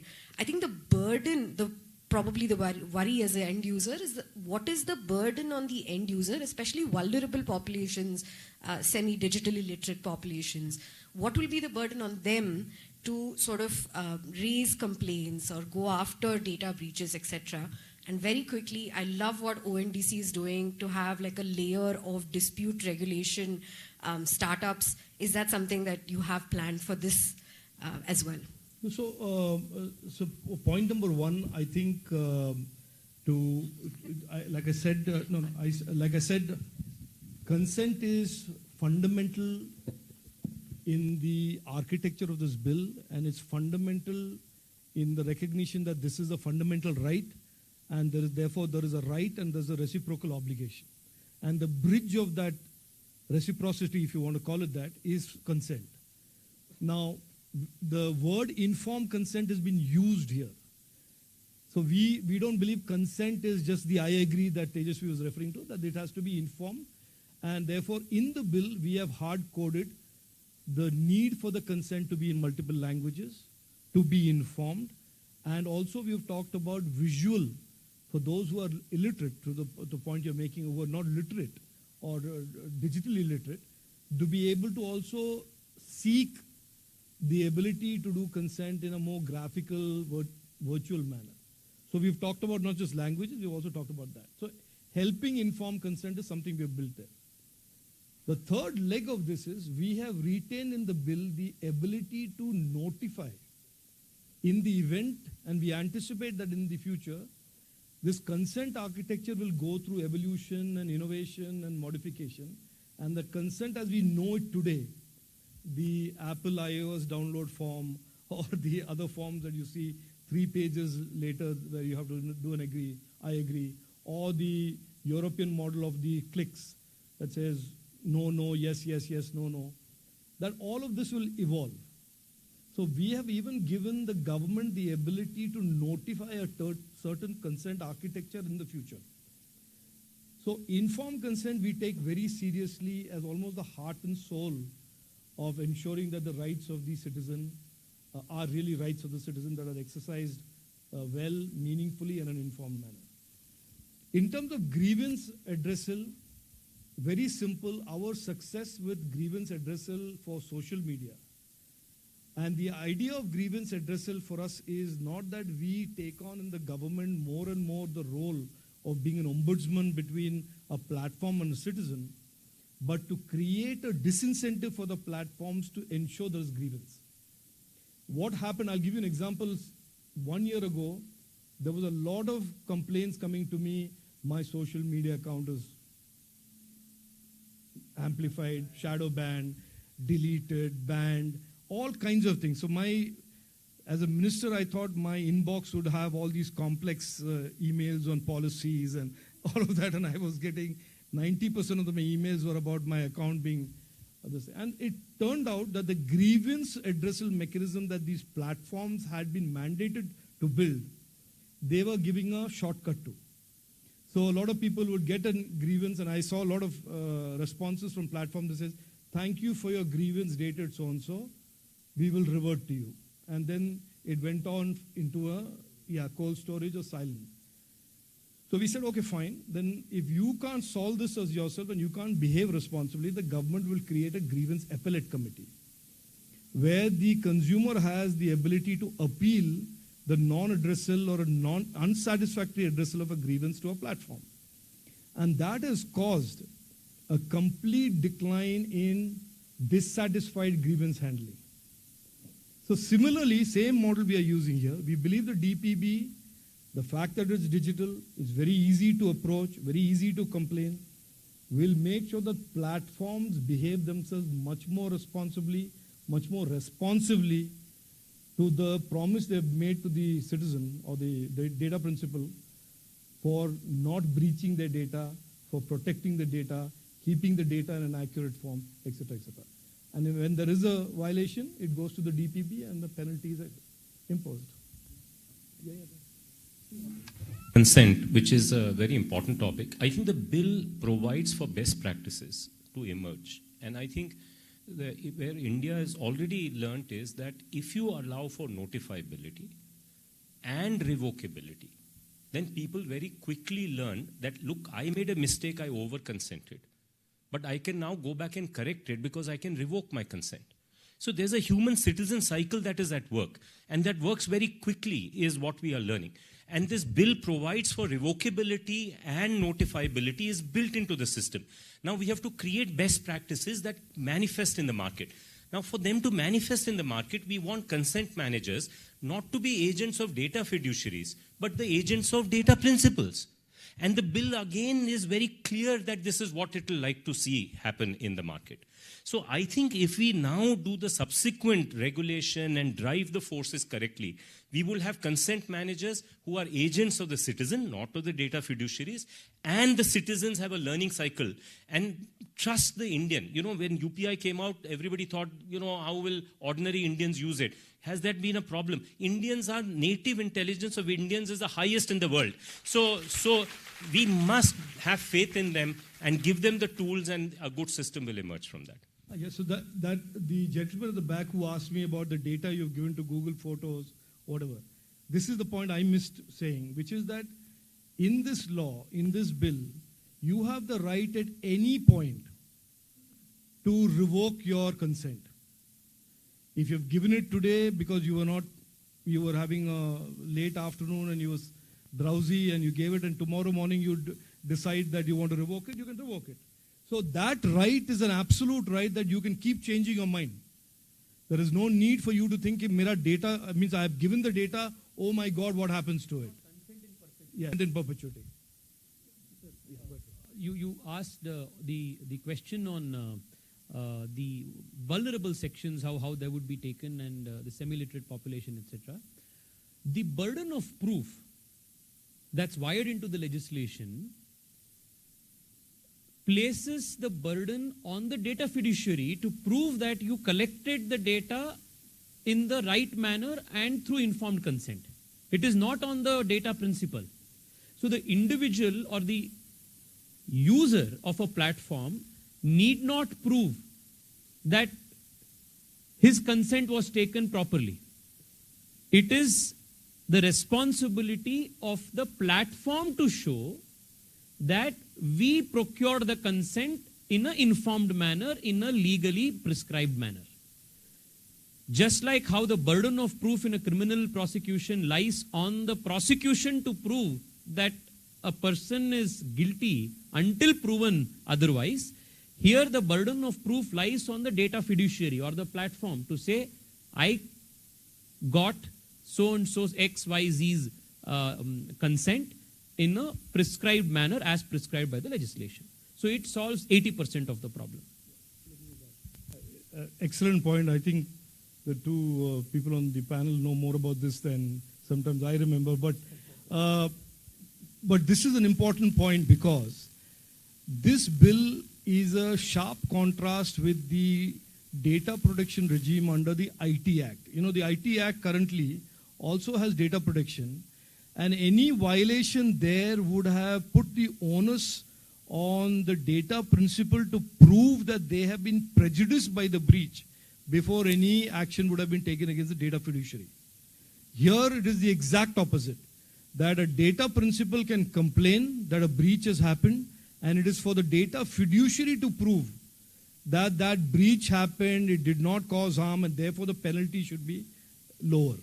So it is an absolute 180 degrees, and the asymmetry has been moved in favor of the individual, the citizen, away from the big tech platform that the IT Act conceptualized. We'll take two more questions. Minister has Yes. time for two more questions. Yeah, two more. Yeah, sorry. Namaste, sir. My question is with respect to the cross-border data transfer. So I've read that as opposed to what European Union and others have adopted, not that it's in any way superior, we have adopted a way of blacklisting jurisdictions with which we share data as opposed to European Union where they've adopted the whitelisting way. How is it beneficial? Yeah, it's a good question. When we put the first draft out, our instinct at that point was that we would whitelist. That means we will create these trusted geographies as a list, and therefore data processing in these trusted geographies will be permissible. That was how we started this. And that seemed very logical because the cloud can be in these trusted geographies. But we were certainly not of the view from day one that we want to do hard-code localization. Because we certainly believe that our startups must have opportunities and choice to which cloud they use, where they use, which data center, etc. So it was clear in our mind that we wanted that multiple choice to be available.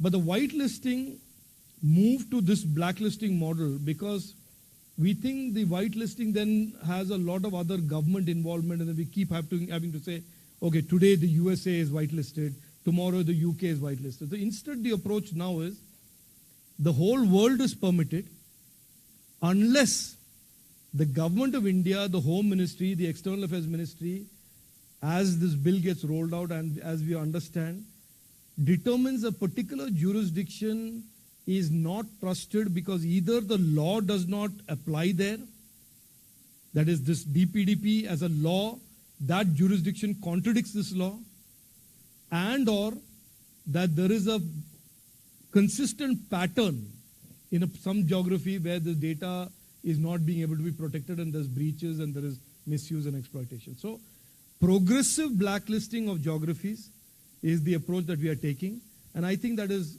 less disruptive to the innovation ecosystem that is being built out and is galloping so fast, but also addresses the issue that we don't want it to go to untrusted geographies or geographies where this law doesn't apply. Yes, sir. Yeah, this is Anand here. I'm from Banshankari, and we've spoken a lot about data protection. Would you throw some light in the IT Act about intellectual property protection and how it has impact on, data protection has impact on this? Is there anything planned on that? So I'll be very clear, the DPDP, this bill doesn't deal with it at all. But the companion bill that I referred to in my conversation is what is called the Digital India Act. It has a whole section on intellectual property and digital intellectual property. And when that comes out, hopefully that consultation will start third week of this month. We will certainly come to all of those who are interested in the subject and seek their views. Yeah. There's something that we Indians don't appreciate. You know, India was the first country in the world to not allow for software patents. You know why? Because we believe in intellectual property being protected in software. But just like music, software is a collection of notes. You don't have patents in music. You have copyright in music that prevents this from happening. So the argument in India was that since software is like this, it's like mathematical thing, we should not have patents. Why? Because the patent system in the US is broken. It no longer works in the favor of the challenger. It works in the favor of the incumbent. And our fear was that they would come in and destroy our companies here like Tally, Zoho, and so on and so forth.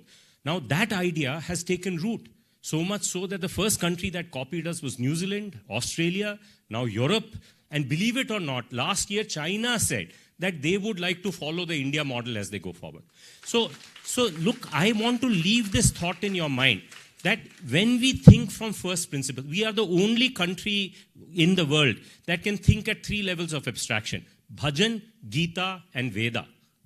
When we get to Veda thinking, because we have the capacity to do that, everywhere in the world they can think, bhajans, they can think Gita, but they can't go to first principles like we can. Every ordinary Indian can do that.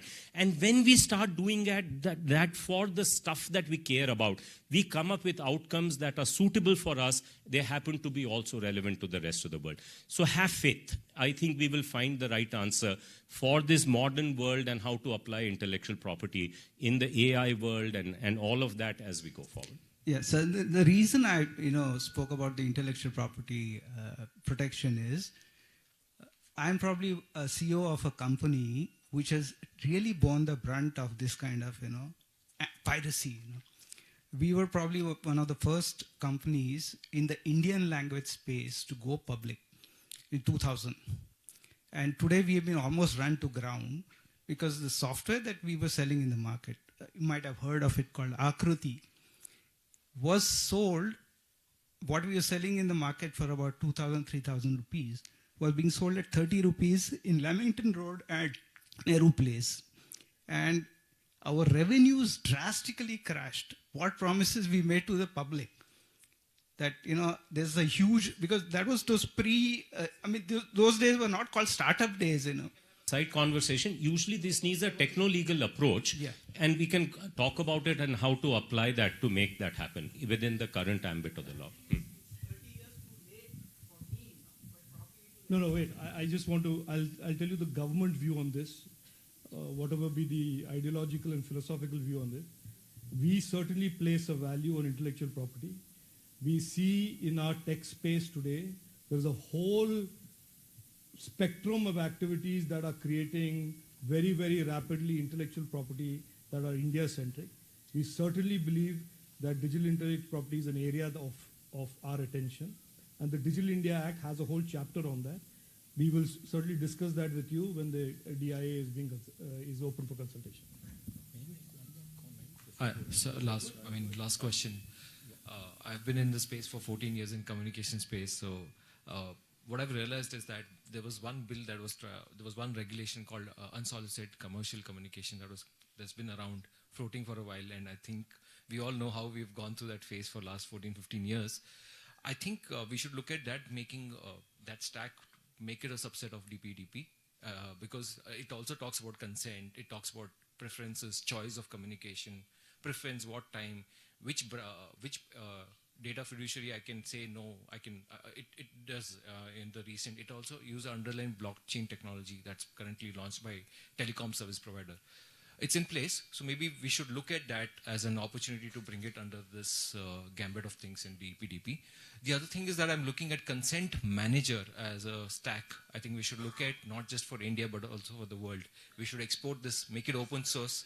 Yeah, we should make it open source. Maybe a couple of other countries in South Asia and all of them can use it as well. Hundreds and thousands of companies that are running consent management platforms. Sir, I have one request from the Honorable Minister, and Sharadji wants to make some closing comment. I mean, he wants to add something. Sir, both of you, this concept of consent manager is central to this legislation, because that's how the legislation finds itself in action, and the rights, duties gets enforced, etc. So, because it's an audience that can also appreciate technology and how it is, how this can be made, maybe if you can take, a couple of minutes to explain the a consent manager in action, how that would be. This opportunity before it, and he can make the closing comment. And I want to compliment the minister because I'm going to give him credit for bringing $1 billion to the exchequer, taxpayer, as a result of what is happening here. Let me tell you this story. So look, the West wants personalized ads to be delivered to you. They don't want any of you to receive the same ads. They want to personalize the ads, right? And that's very important to them. It's a rich economy. They want to shape how you spend your money, and therefore advertising is very important. This is not important for India. In India, the nirvana for us is when we can give customized financial products to our people. Where when you apply for auto insurance, you, sir, don't get the same rate as her, because your driving history, your driving style, how long you drive is different from the one that she drives, right? And so therefore there's no reason that both of you should get the same insurance. Insurance should be personalized to the individual. Similarly, if I am looking for a loan and my capacity to pay is limited, I should still be, even a beggar should be able to get a 200 rupee loan for a day. And if he repays back the next day, he can get it for another day, another day till he's established his credentials so that he can get it for a month at a time. We need to create an economy which will personalize this for the ordinary citizen. Not only personalize financial products, education. What should be my study plan should be personalized. What should be my health plans? When you go to an Ayurvedic doctor, he doesn't give you a generic prescription. He gives you a personalized prescription. We are a land which deserves personalized financial products, educational products, and health products. Now, let me very quickly explain to you why this is going to come about when you do this. Today, when you apply for an auto loan, what happens?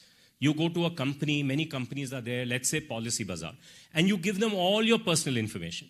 And this personal information, then they share with 5 insurers. They give you an offer, and then you pick from one of those offers.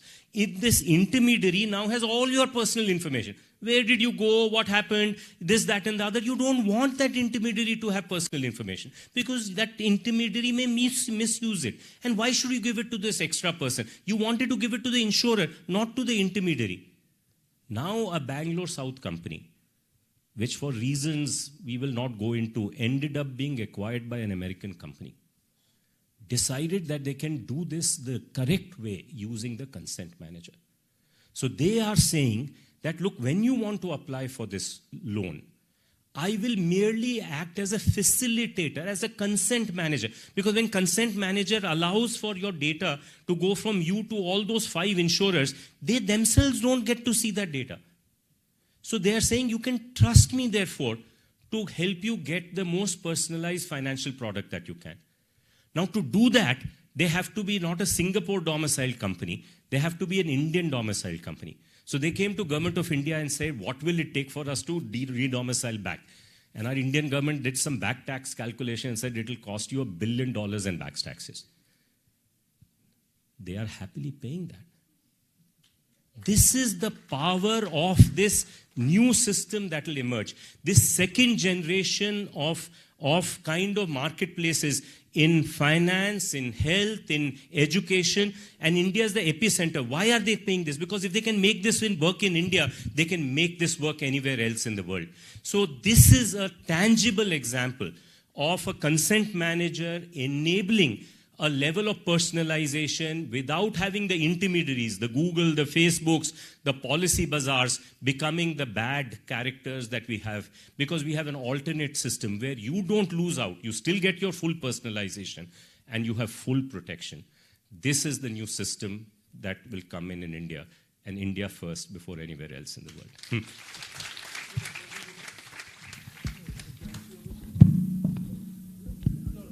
Yeah, no, so look, again, thank you for all of you spending a Saturday evening where you could have been watching Netflix movies, or I'm sure there'll be, but this was an important conversation to have. As I said, the characterization of that Sharad made about the bad actors and people who misuse and exploit personal data is a real, clear and present danger. But after this bill, that will certainly very, very significantly come to a halt. That's point number one. I can promise you that. That is the intention of Honorable Prime Minister, in that these rights that are being given to the citizens are real. The second is, I just want to tell you that in the cyberspace, everything is evolving. So these laws on day one there will certainly be some some gray areas, some lacunae that we will have to deal with through subordinate legislations, etc., etc. So there's nothing in the digital space that can be architected to work 100% in a foolproof manner from day one. So you will see as we move along, there will be a lot of evolution and so on and so forth of the bill and the other bills that are coming in the pipeline. Third, on consent, I certainly want to just repeat the point that consent is central to the bill.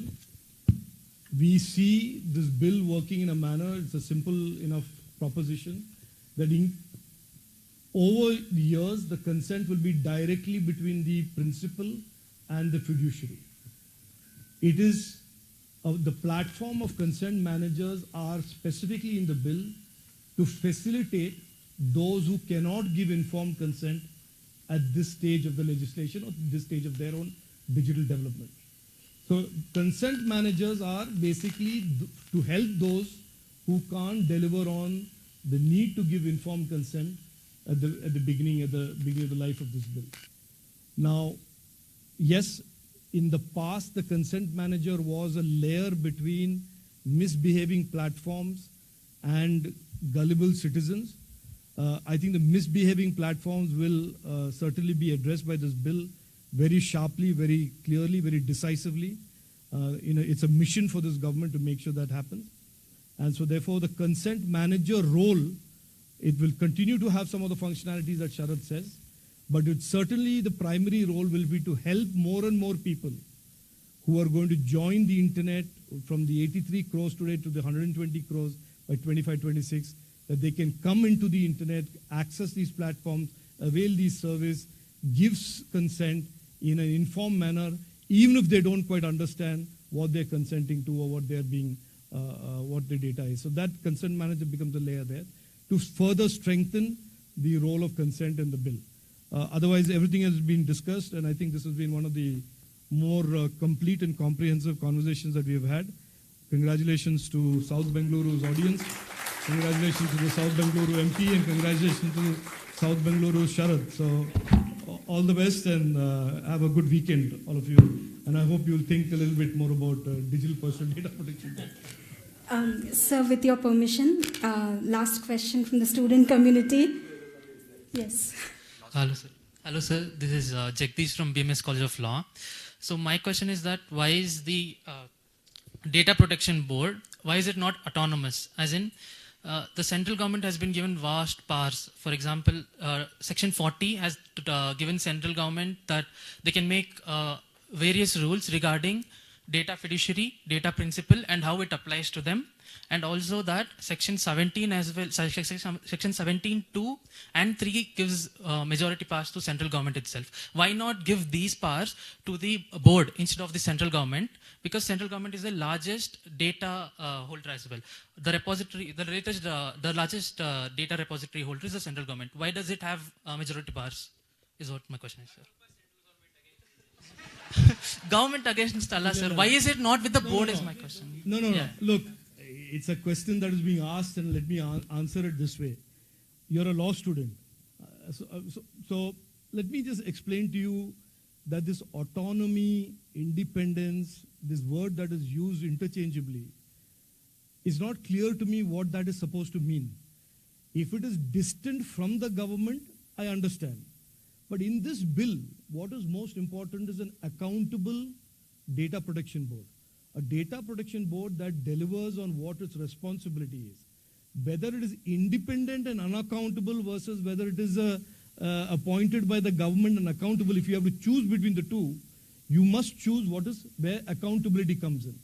And this bill designs the data protection board to be very accountable from day one because A, this entire jurisprudence in the data space is going to be now created by the Data Protection Board. And there is an appellate jurisdiction of the TDSAT, which is chaired by a retired Supreme Court judge. And then the final appeal is in the Supreme Court. The accountability and the performance of the DPB is determined by the quality of its appellate jurisdiction. So I have been an entrepreneur, and I can assure you, without telling you too much detail, I have dealt with so-called autonomous organizations in India and independent organizations in India. There are several cases of capture of so-called independent organizations. So which, without giving the accountability. So we have thought through this very carefully. We are more interested, and first of all, the DPB is independent of the government. It is independent of the government, it's not government. But we have stressed that the institution that is so important for the adjudication of these disputes is accountable through the way its performance is overseen, first by the TDSAT and then by the Supreme Court. Yeah. I just want to add to what Rajeev ji said.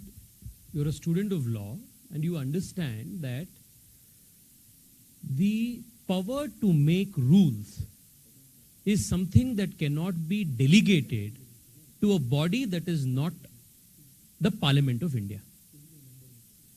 Correct?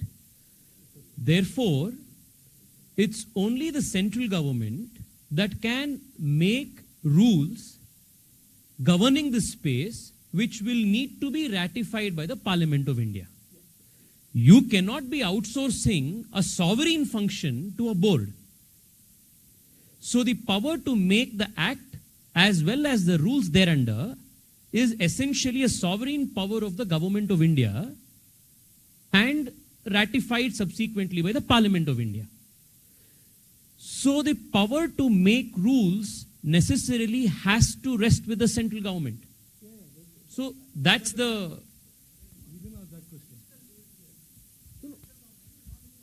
You referred to section 40. I went through section 40 is why I'm giving this answer. So section 40 mentions the power of the central government to make rules. Subordinate legislation only the government can make.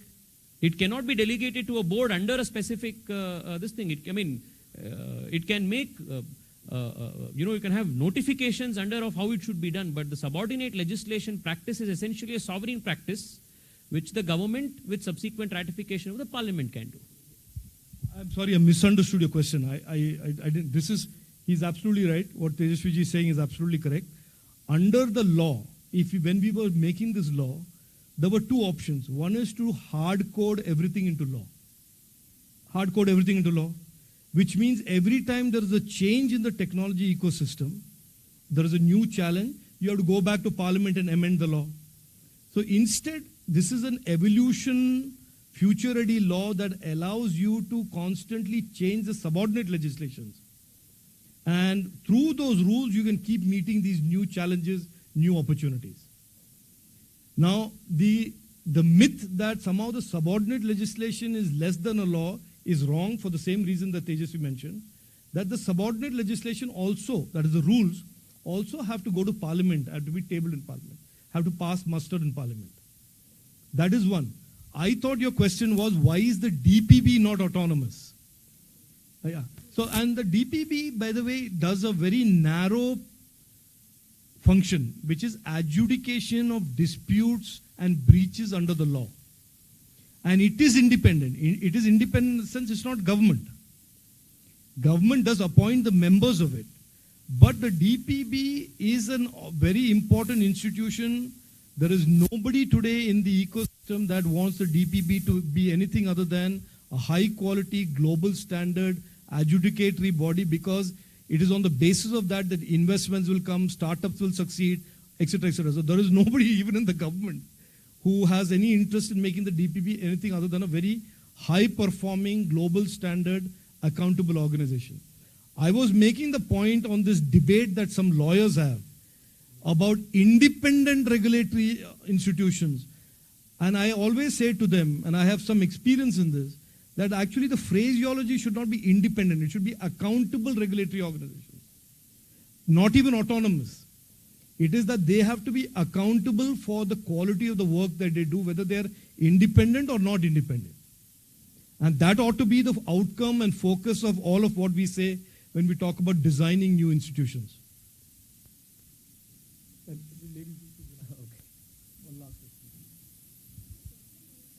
So you started taking questions, more hands. 100%.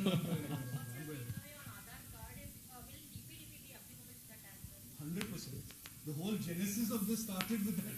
The 2013 PIL was because the Aadhaar was leaking so much. Sir, thank you so much. I mean, we started 5:30 and it's 7:45, and we have such an engaging audience who have been so receptive, so interested and invested in this. A big round of applause to all of you for making this such a successful program. Thank you so much, and thank you once again, sir. Thank you so much. Thank you.